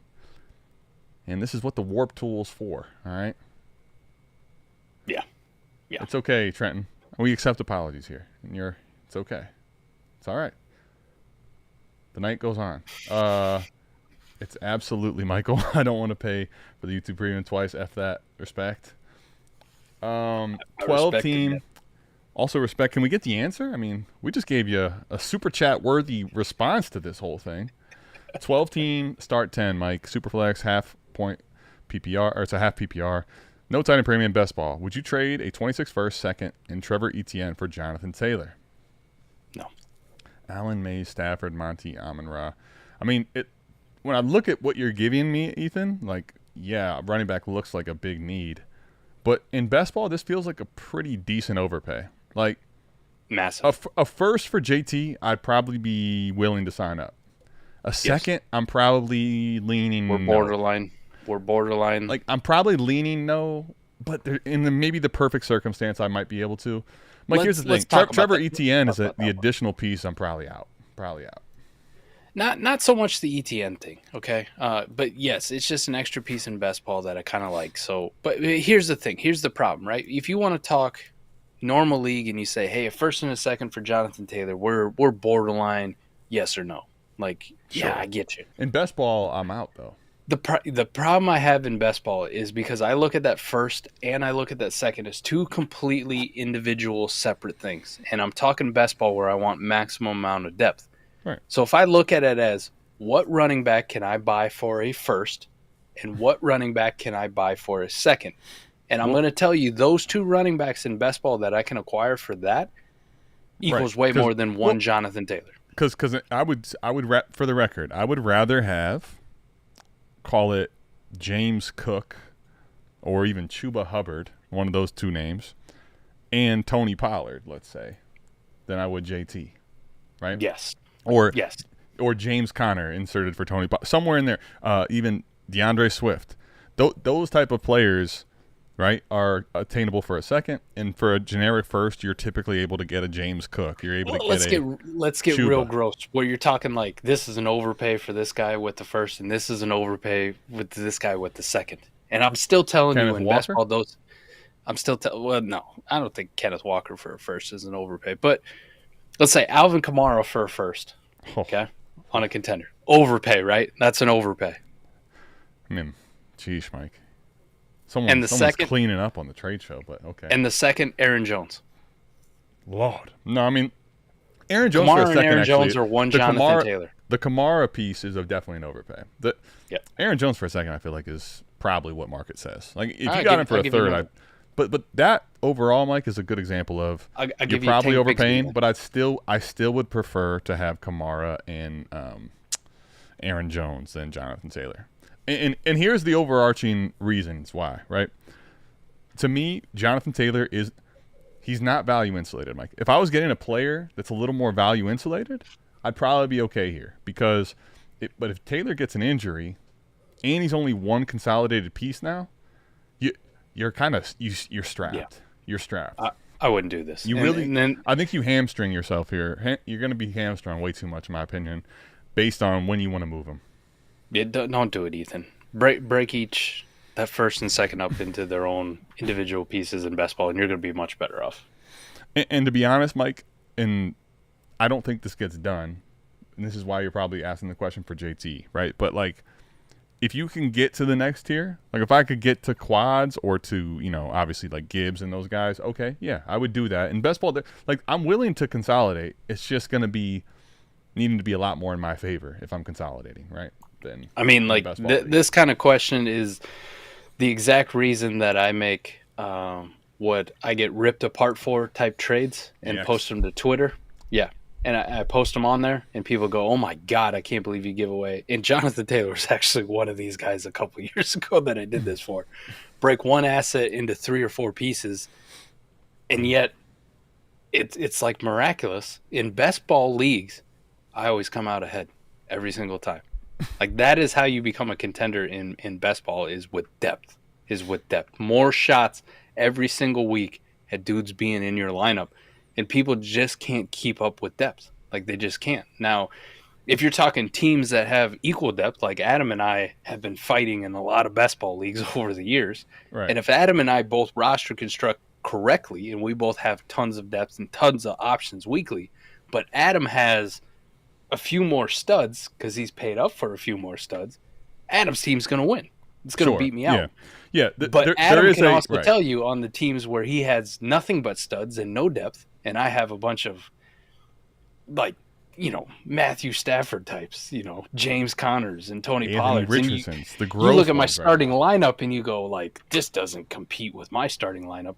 Adam can tell you for sure, like, 9 times out of 10, there are those weeks where Adam's team all fucking hits and, like, I just can't keep up. But 9 times out of 10 in best ball, I'm going to beat Adam's ass. Like, there's nothing he can do about it. I would say it's probably like an 80% clip rate, right? Like, if you have a team that's built really deep versus a team that's built like a lineup league, right? Top heavy, studs, but really not backfilling with much depth, about 80% of the time, that team can always go off because it's so star-studded, right? But guess what? The Matthew Stafford quarterback 15 finish as your quarterback 2 all of a sudden, and it's just barely off from your studs.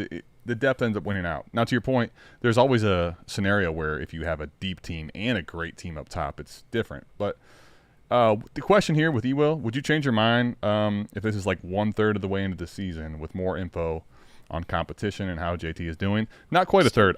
To me, the answer would be, if I would do this, it'd have to be closer to like a little end of season. 2/3 are past. Yeah, like if you're telling me your team primarily is built the right way, built with depth, you have these picks, they're not really able to buy you still that 2-player package, I'd go ahead and lean into JT right at that point. But again, the biggest thing is that I think you're way too hamstrung during a JT injury, like way too hamstrung. I would be more open to it as you got much later, like right before the playoffs. Or 2/3, right before the playoff deadline if you have one, a trade deadline, right? Like that. If it's no trade deadline, we're talking, semifinals week. If it's the no trade deadline, I'm willing to wait till the playoffs if I had to. The downside is, though, Adam can also attest to this. Like, Jesus Christ, how many times over the years have we had just the random dudes you picked up off of fucking Trenton Irwin, man, still haunts my goddamn dreams. Goddamn right he does. Trenton Irwin, baby. Like, how many times have you had those kind of guys at the quarterback position, at the wide receiver position, at the running back position, like these know-nothing burgers where you're like, man, I got Jonathan Taylor in the semifinals week, and then you get fucking 40 burgered by Trenton Irwin, right? Like, you get 40 burgered by the flexibility of somebody having the ability. It doesn't have to be Trenton Irwin because that was a free agent pickup for Adam that still haunts my fucking dreams. But you know what I'm saying? Like, having that second to go acquire, let's say, like an Aaron Jones type or a Tank Bigsby type, and then Tank Bigsby rolls out and puts up a 28-29 burger that week, and you're like, fuck, man, why'd I pay all this for JT when Joe Blow over here paid a second overpay for Tank Bigsby and he still gaped me? Like, this is dumb, right? I still usually lean, even at that point, like, instead of one asset, I kind of want to break this into 2 or 3 if I can. Yeah, D-Walk, we do. I do. It's basically incredibly rare, and here's what I would say: don't try this at home. It took me 3 years of rebuilding, tearing the team down to nothing, also getting kind of lucky, and then being way ahead and being able to kind of up tier because I was just flush with assets. I would say more often than not, Mike. Even when you start like really tearing it down and you're willing to rebuild for 3 years, even then, more often than not, the play's still going to be kind of play the best ball odds, like it's rare, extremely rare where you and I are best ball tearing up, frankly, to these guys? It's very rare because I do have a lot of best ball teams that do have a JJ or a Chase or a Bijan or multiple of those guys, but I don't consider myself a true contender. Now, the only reason they're still on my team is because I play in fucking South Harmon leagues where I sit here and constantly preach depth and tearing down and tearing down and tearing down. And you can't get the multiple pieces. And I can't get the fucking multiple pieces. People just won't open their legs for it. Like, people just won't pay those prices for it. So instead of selling them, like, and taking a massive loss, you know, just to fucking, because I want to compete in this league, well, then fuck you. I'm just going to keep them. I'm going to keep them, and I'm going to try to build this some other way. I'm going to try to find a different avenue. So there are some teams, but most of them I can't name a serious best ball contender other than Adams in the shit league, which the shit OG league, which he somehow convinced 11 other managers that we're all going to fucking compete year one right out of the startup and then own the entire fucking draft for the next 2 years and just built this goon squad. I can't name a lot of them that have superstar studs in the lineup plus depth. With depth, right. Agreed. With depth. Agreed, with depth. It just usually doesn't happen. So if I get into a random, nobody knows who the fuck I am kind of league, best ball league, and I had a JJ, a Chase, or a Bijan, that's the first thing I'm fucking doing. That is the first rule of the playbook is let me take JJ and let me turn him into 3-4 pieces to try to build this as a contending best ball team. With you. Rain, what's Omarion Hampton's value in mid-draft picks? Let's call them generics. 2 first, more or less? Dude, I think he just keeps going. RB6 on Keep Trade Cut. He is right behind Saquon right I mean, now. honestly, Mike, I think this is what should have been, in my estimation, we should have seen this coming. The landing spot, the first-round draft capital, Najee in the way short-term or not, like, right? I don't want to be that guy, Adam. But once upon a time, you and I had like a pretty strong disagreement about Omarion Hampton. Omarion Hampton's value, where I said there's going to be a realistic scenario where people are going to start talking about him almost in the same breath as Ashton Jeanty. And listen, it took longer than I thought, okay? I missed that part. All right, I thought it'd be closer to the draft. I was wrong. Yeah. My bad. As much as I tried to fight the Jeanty thing, I admitted I'm fucking wrong because the hit rates also say Jeanty's a god. But just because Hampton went up, Jeanty. This is, I think, how it is. It's like a magnet. They all been going. They're just all going up. Jeanty's a fucking first round pick, man. Like, I know, but I'm just saying Hampton's getting closer to elite value, but Jeanty's like creme de la creme, homie. I was right, but I was wrong. What is that from Get Rich or Die Trying?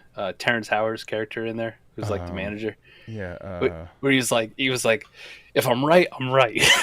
But if I'm wrong, I still could have been right. When he goes on that fucking spiel, that's me right now. Yeah. All right? That's me right now. So, listen, I called this shit. Omarion Hampton is it 2 first? It might be 2 first. Okay, let me ask. Here, this is I don't think it's more. I don't think it's more. In startups right now, is Achane 2 first? Because he's right there with him. Okay. No. Well, then, so you would have those two as different assets, but like startup-wise, they're actually back to back. Now, JSN 2 first or no? Yeah, I think JSN's right there at 2 first. And that's realistically right where he's going. So I'm kind of there. I think Achane realistically is 2 first. I think more often than not, people will pay the 2 first for Hampton as opposed to paying the 2 first for Achane. Maybe I'm wrong on that, but I think that's the boat I'm in, Adam. Like it feels. I like Achane a lot, but it feels like vastly different profiles, right? Because you've seen Achane do it, and you've seen Achane like put it up. But listen, it's not going to make him 20 pounds heavier. It's not going to make him, a rookie. Right? Like when you get to Omarion Hampton, there's a lot more sex on it because we haven't seen it done yet. We haven't seen him fail yet. We haven't seen people in the dynasty landscape get upset and they get bored. They get bored of things that we've already seen, right? Like Amon-Ra St. Brown's a prime example. You just see that guy go out and fucking produce, and all of a sudden, it's all of a sudden it's like we don't give a shit. The craziest wide receiver market you ever saw in the world. Right. We don't second round pick. we don't give a shit anymore, right? Like, there's something to be said about Amon-Ra's going gonna die with that feeling of a chip on his shoulder. For the real. grass is always greener on the other side. So if that holds true, which is really the case in Dynasty, Devon Achane is old news. Nobody gives a fuck anymore. Martin Hampton's that new shiny toy. So I'm with you. I think more people would pay 2 firsts for Amari Hampton than they ever would for Achane. You'll see a lot more Amari Hampton 2 first deals on the lab than what you can find with Achane. Yeah. Now here's the thing too. If Amari Hampton starts strong, I mean you could kiss the conversation of Achane and him goodbye. That being said, the savvy Dynasty manager, if you can get 2 firsts for your Amari Hampton shares right now, Adam, I'm sending him away. I love the guy, but I'm still fucking sending him away. Like, that's shit, buddy. We're not far off from peak fucking, Ashton Genty, Bijan Robinson, Jahmyr Gibbs value, and I don't have to carry any of this risk. He's yours.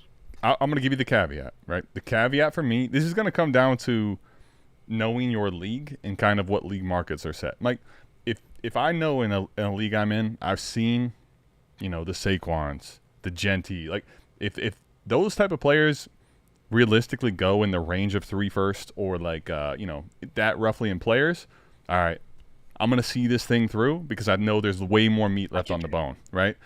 But in a generic process play, like, here's the way I would put it.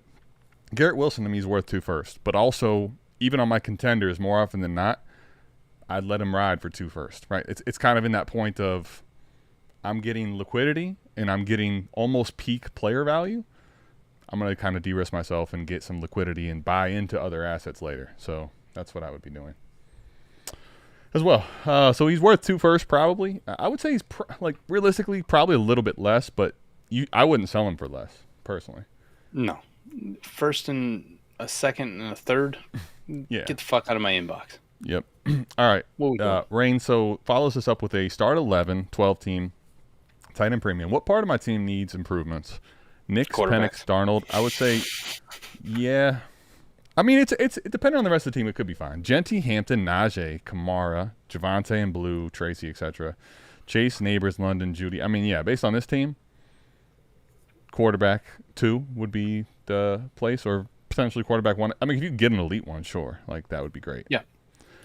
But this team's pretty damn good, honestly.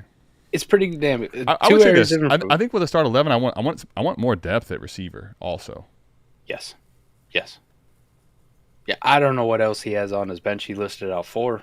You'd like to see that be 5 or 6. I was gonna say roster construction on this. I almost guarantee you go to the Warp Tool, start 11 is like 6 to 7. I'll give you 3 areas of improvement. Number 1, your quarterbacks. Nix is fine. I like Penix. Darnold's a okay 3rd quarterback. I want a stud. Like I want a stud in there. I want a stud. I want Nix to be my quarterback too, and I want to be like rocking even if it isn't one of the elite 4, which is going to be tough to get, except for Jalen Hurts, because this Cam Newton fucking thing. We still hate Jalen Hurts. I don't know why. Fuck you guys. I'd say even if it was a Burrow or a Mahomes, something like that, or if it was like a May or a McCarthy, where I like Michael Penix a lot, but I kind of want to be a higher tier where it's more of a conversation of who actually is my QB1. Listen, I got Nix and May. I don't know who the QB1 is, but I like them both. Or I got Nix and Caleb Williams, or I got Nix and Jordan Love, or whatever the fuck. I want that to be more of a conversation instead of Nix being the clear number 1. I kind of agree. I will say this, though, that if I can get to the elite ones, I'd rather pay the extreme premium to get there. Because the conversation now from, like, let's say Penix to Ward, or Penix to Purdy, or Penix to Love, like whoever that would be, that really comes down to cost. If it's not reasonable, I'd probably prefer to just roll with Penix, frankly, right? Second area of improvement, I'm treating this like a de facto roster review, right? Team review, which, hey, go to southharmonff.com, get your team review today. Got plenty of people. Eric fucking loves these. Eric loves these babies. Yep, he loves them. But the second thing I would do, I fucking hate handcuffing with a passion. All right, so I'd tell you this. No, handcuffing in the club. Yeah, I'm not fucking handcuffing, right? Like I'm selling Najee and I'm selling pick your Javonte or Blue, whoever the winner is. Sell the fucking dude off. Sell him off, right? I'm not handcuffing myself. I'm not carrying insurance. and betting against myself. I'm selling these fucking dudes for whatever the fuck I can get, and I'm going to go get a different handcuff from somebody else's running back, and I'm making that bet. And then the third thing, you're carrying a lot of dynasty value, maybe not the production at tight end in Tyler Warren. So that would be like, listen, hey, who wants Tyler Warren out here? Like, can I get a Hunter Henry or an Evan Ingram? Can I get another fucking tight end back and then like pick up some more either liquidity or, add another wide receiver, whatever the fuck it is. Like, I'm not going to – you look at Tyler Warren and you're like, look, my tight end room's set. Fuck that. I want to go to super disgusting, shitty tight ends and then like build this team out depth-wise and preferably at the wide receiver position to add another one in. Yep. Yeah, I agree and sign for all those. We got a JCap question. You need to answer this one. Well, I got this for you. Bowers or Chase in a full point tight end premium, but it's all Bowers. Flex. Huh? Tell him Bowers. I shout and can't and won't. Tell him fucking Bowers, Adam. Blink twice if everything's okay. JCap.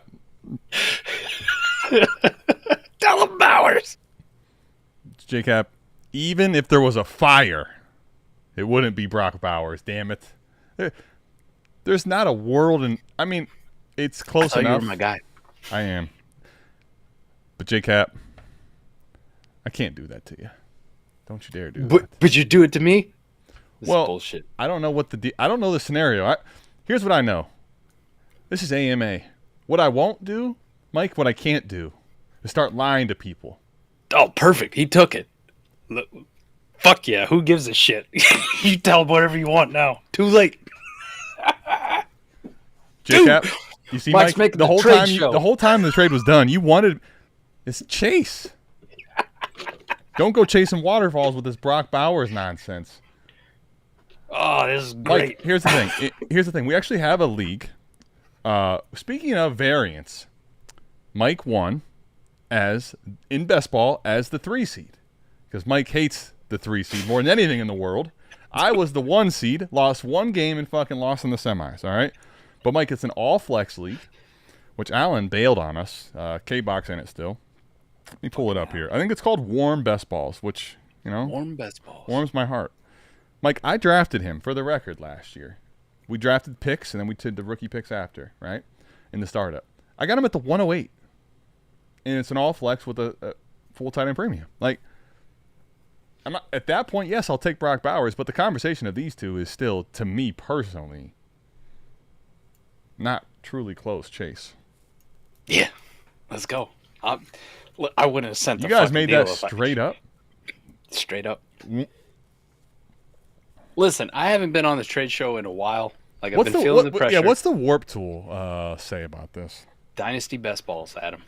That's Dynasty Best Balls. Oh, so similar to the Warren Best Balls. All right, let's take a peek. It's a K-Bach league. Shout out K-Bach. He ain't even on here tonight. K-Bach league, I love Maybe he'll get us on the rebound, the watch back. K-Bach, if you don't watch this back, pause. Man, holy shit. This is great. I thought for sure you were going to scare him Mike away. Mike thought I canceled this. He asked this as like a part of the trade show premiere, Like this is the preview. Fucking got it. Holy shit. This is awesome. Where does Knicks finish this year? It says Twinkle Toes. Ooh. As I pull up the warp on this bad boy. So it's gotten better for him, right? They just re-signed Cortland Sutton. They brought in Evan Ingram, who's apparently been killing it. That Sutton contract was crazy. 92? Didn't see that coming. Good for him, man. Like, I've been a big Cortland Sutton fan since he's come in the league. He was down there in Pittman land, honestly, not long ago, right? He was down there in Pittman land. That's not a good place to be, Pittman land. God damn. No, I mean they re-upped him. Marvin Mims kind of emerged for him towards the end of last year as this nice weapon, deep threat, and what was that they called, Mike? Dynasty Best Balls? Yeah, Dynasty Best Balls. Okay. Keep going. I'm listening. But, damn, man. I mean, Knicks really balled the fuck out last year. Put the Broncos in a spot that we were like, wow, I didn't think they'd be competing for the division. So much so, at one point, do you remember I put money on the Broncos to win the division? Because the odds were, like, stupid. Mm-hmm. Last year, QB 8. I think we always won. LOL in there? Yeah. Yeah, okay. And, like, red balls on it. Mm-hmm. Yeah. Yeah, that's the one. Okay. He finished QB8, 19.4 points per game. We always want to project him to do better, like improvement. But, progression isn't always, it isn't always fucking linear, right? It isn't always straight up. Sometimes you're going to have a dip. I don't want to say he's going to have a dip at him, but I'm going to say like QB, I'm right around the same way. I'm going easy. I'm going QB9, right? I got to put on QB9. Bo Nix finishes QB9 this upcoming year. Where did he finish this last year? QB8. I want to say like 13. I think it's not actually like a hate on Bo Nix. I feel like that's still a good finish for him. But I feel like I feel like there's some players this year that got hurt or underperformed that are due for some, He got some damn good years. If I remember right, and you guys can correct me if I'm wrong, but Holy hell on the quarterbacks in this league. Lord. Yeah, 14 team, fucking nutso. At some point last year, Bo Nix got banged up because there was a stretch like mid-season where he barely ran at all. Like we were really surprised at his rushing production, and then he barely ran at all. But towards the end of the year, he really picked it back up again. So it looks like week 10 through 13, he didn't really want to run. And I think that coincides with him being banged up at the time. So what if we don't? What if he's back to that 20, 30? God, I want to be with you, Adam, and project regression, but it's just fucking hard. The thing is, I feel like I'm not truly projecting too much regression. Maybe a touch. I feel like, Mike, there are some candidates that really pose threats to getting into the top 12 this year. Okay. A-Rich, McCarthy. Caleb Williams, J.J. McCarthy. I feel like there's some guys that really could push. Honestly, him having a similar year, maybe slightly lower, but similar finish where it's like 12. So I guess that's a good point. He could be at 19 points per game and still finish lower in total, his points per game finish as far as quarterback. His warp finish, if you want to go off of warp. Just because there's other Holmes bounce back. Like, a C.J. Stroud bounce back, a Jordan Love bounce back. Feed me. Yeah, I think you're right, man. Feed me. Dude, nine. I think 9's too good QB2. Good QB2. And that's the thing. I feel like if I say that 13 or 14, it's like, this guy hates him some Bo Nix. It's like, no. It's really just more of I could see a little bit of a resurgence for other quarterbacks personally. So let's go with that, man. I like that. That. And you know what's crazy, Mike? I'm gonna throw one more in the mix. You ready for this one? Yeah. T-Law. I'll give you Drake May. With Diggs and Kyle Williams has been balling in training camp. How about a Dak Prescott bounce back? Oh my God! Fuck, Mike, I can keep going. You could. What if Justin Fields finishes the whole season? Oh fuck. Yeah. Come on. Okay. Someone super chat just for the narrative. So by default then, because Bo Nix is valued more than what QB 14 is going to be, and Bo Nix is quarterback 11 in dynasty startups. Yep. Would you be shopping Bo Nix? Here, can I tell you the truth? Yes. I don't have many shares though because Mike. I do. I'll tell you why. Mike beat me to the punch in every fuck. I preached grab him late first, early second, but you know what? Mike grabbed him 107. 106. Yeah. God fucking damn it. Mike's in about 75-80% of my leagues. We play in these leagues together. So my Bo Nix shares are not that plentiful, but Mike, I have shopped him. If I could get out of Bo Nix at current market value, the answer is yes. I would 100% sell. But I don't think he kind of this is, I guess, the going back to the whole thing I said earlier in a vacuum. Mike, the reason I don't want to draft Bo Nix and where you were talking Kyler Murray, that range is because I feel like I could get a JJ 2 or 3 rounds later. So if that tear down exists, right? If I could go from Bo Nix to JJ McCarthy in the first, I would take JJ McCarthy in the first. It's just the process play, Adam's not bullshitting you either, man. You go on the lab, there's only one quarterback, I'll let you guess, that I own more shares of than Bo Nix. So, okay. Is it McCarthy? No, it is not. Is it? It's not A. Rich. Nope. J-Day? It is J-Day. Okay, It's yeah. J-Day. Yeah, J-Day. J-Day, yeah. I should have guessed that the first one. Damn it. But I'll listen, take it. I'll take it. I don't want to be like those fucking X accounts where last year I told you to draft. Yeah, I don't want to be one of those fucking losers. But listen, your boy did pretty well last year. If his two most owned fucking quarterbacks in Dynasty Superflex leagues are cheap. No, but here, listen. I did all right for myself. No, because you're right. But to that point, Mike, right? You've got so many. If I was in your shoes, right? If you want to keep betting, and probably at this point, like J-Day being a like household cornerstone asset, like I think that's makes a ton of sense. And the reasons why he was worth the 101 pick and should have been, like you cleaned up with, and you kind of hit the nail on the head to the T.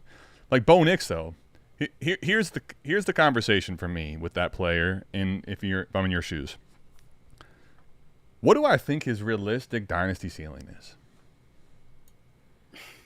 Probably right where he finished last year. Dynasty value ceiling though. Let's play this out a couple more seasons. Like he's at quarterback 11, damn near a top 24 asset. Like yeah, realistically, he might already be there.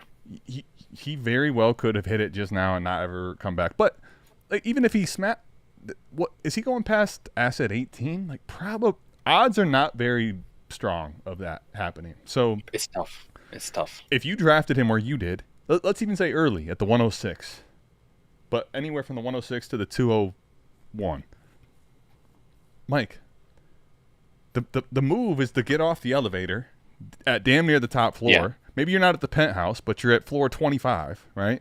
Get off. If it goes down, great. If it goes to the penthouse, all right, you're in a great spot. Like I think the process in majority of assets that don't have the traits of Jaden Daniels, right? That rushing and insane passing ability. It's time to pivot. Like look at Justin Herbert. Look, there's plenty of assets that have kind of gone up and down from this point forward. CJ Stroud, Trevor Lawrence. Right. Trevor Lawrence is probably the premier example. He's now in the 5th round, Mike. Talk to him, King. So listen, I'm with you. I should probably, when I get some downtime and take a poop at work tomorrow, really shop some Bo Nix. Yeah. What up, Theo? But hey, listen, back to this point about shitty Twitter fantasy analysts who Twitter takes, okay. Who tell you last year I told you to draft these guys, Bo Nix, Jaden Daniels, to my own horn. Adam, if that means anything at all right, my next most owned quarterbacks in Dynasty from this class, Jalen Milroe, Jackson Dart, baby. Go get you some Jalen Milroe, Jackson. We're going for two for 2 years in a row. Here's what I'll say. It's like, is it going to be Mike's first casino run or the second casino run? Second. We're coming back. Ooh. Well. Coming back to earth. Well, how about this? Tread carefully, all right? Tread carefully. Just know. Got a free cruise out of it. It's like the line don't never ask you to judge me on my winners. Ask you to judge me on my losers. Because I have so few. I like how you throw the fucking Jersey accent in there too. Yeah. Oh, man. The New York trips are paying off for you. Yeah, absolutely. The team I mentioned above, I'm currently around a deal. I like giving up Penix, Neighbors, and Warren for Burrow, Brian Thomas Jr., and Kraft. Is this a smash accept? No. It's a smash decline. Really?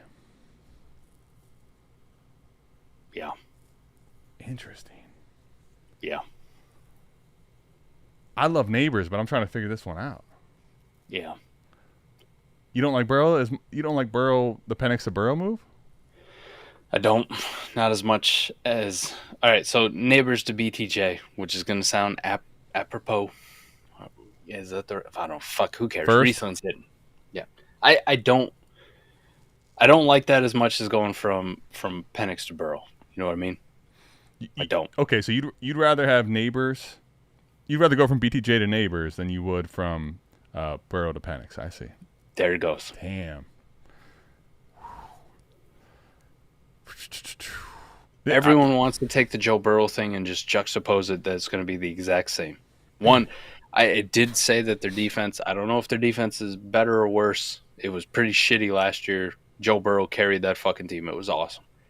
But to repeat exactly what Joe Burrow did last year and just, hey, this is going to happen again in 2025, I think that is very fucking dangerous to do. If Joe Burrow regresses back to like 4,200 yards and let's say like 32, 35 touchdowns, Michael Penix ain't going to be as far off as I think what Neighbors and BTJ is. Stick with me on this now. The reason I kind of am okay with it, despite the Burrow thing. Mike, let me ask you 2 questions here. One, he says he does have the Chase, so this would be a Chase Burrow stack. Does that play in anymore?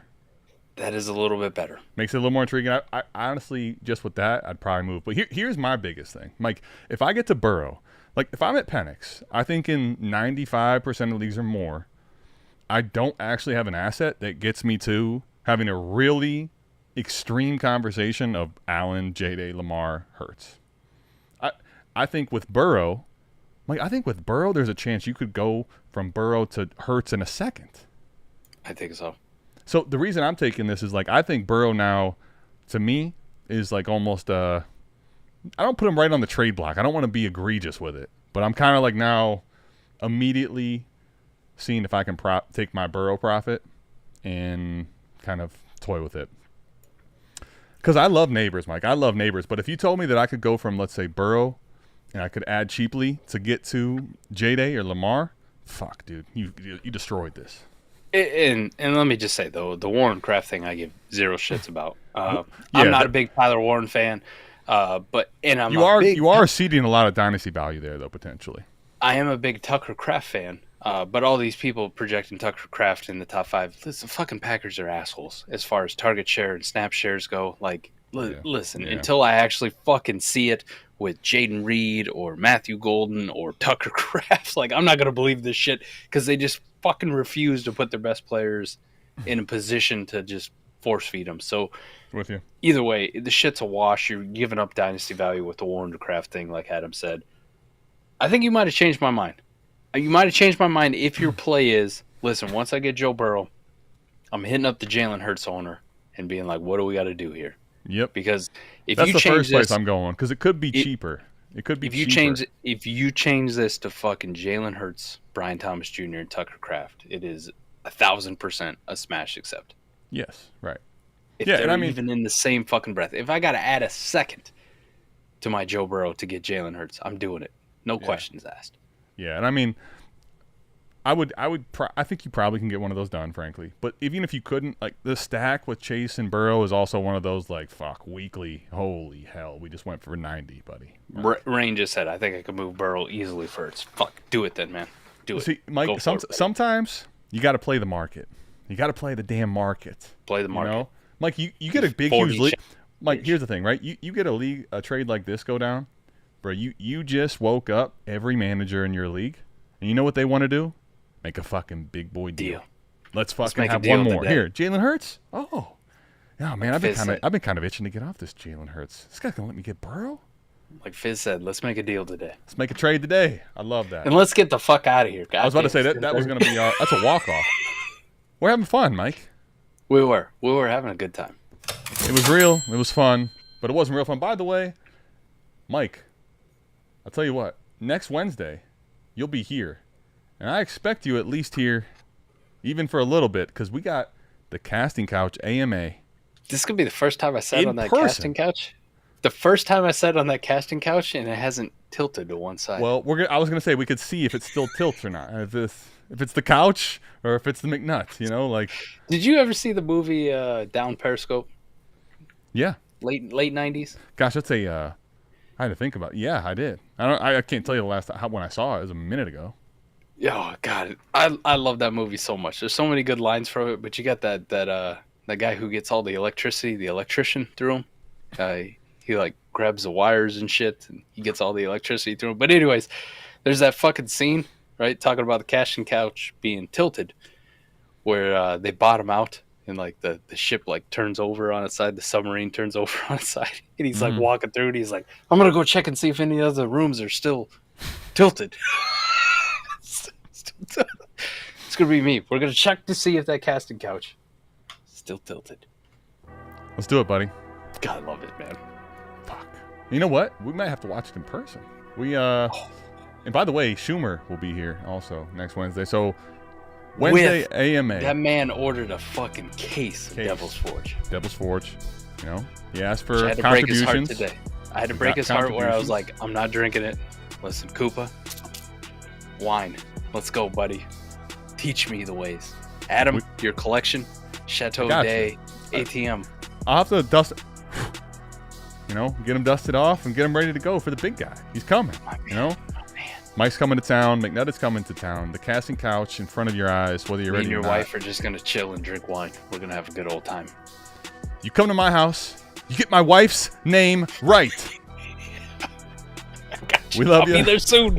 We'll see you back here. Same time, same place, in person for AMA. We're out of here. Peace. Peace.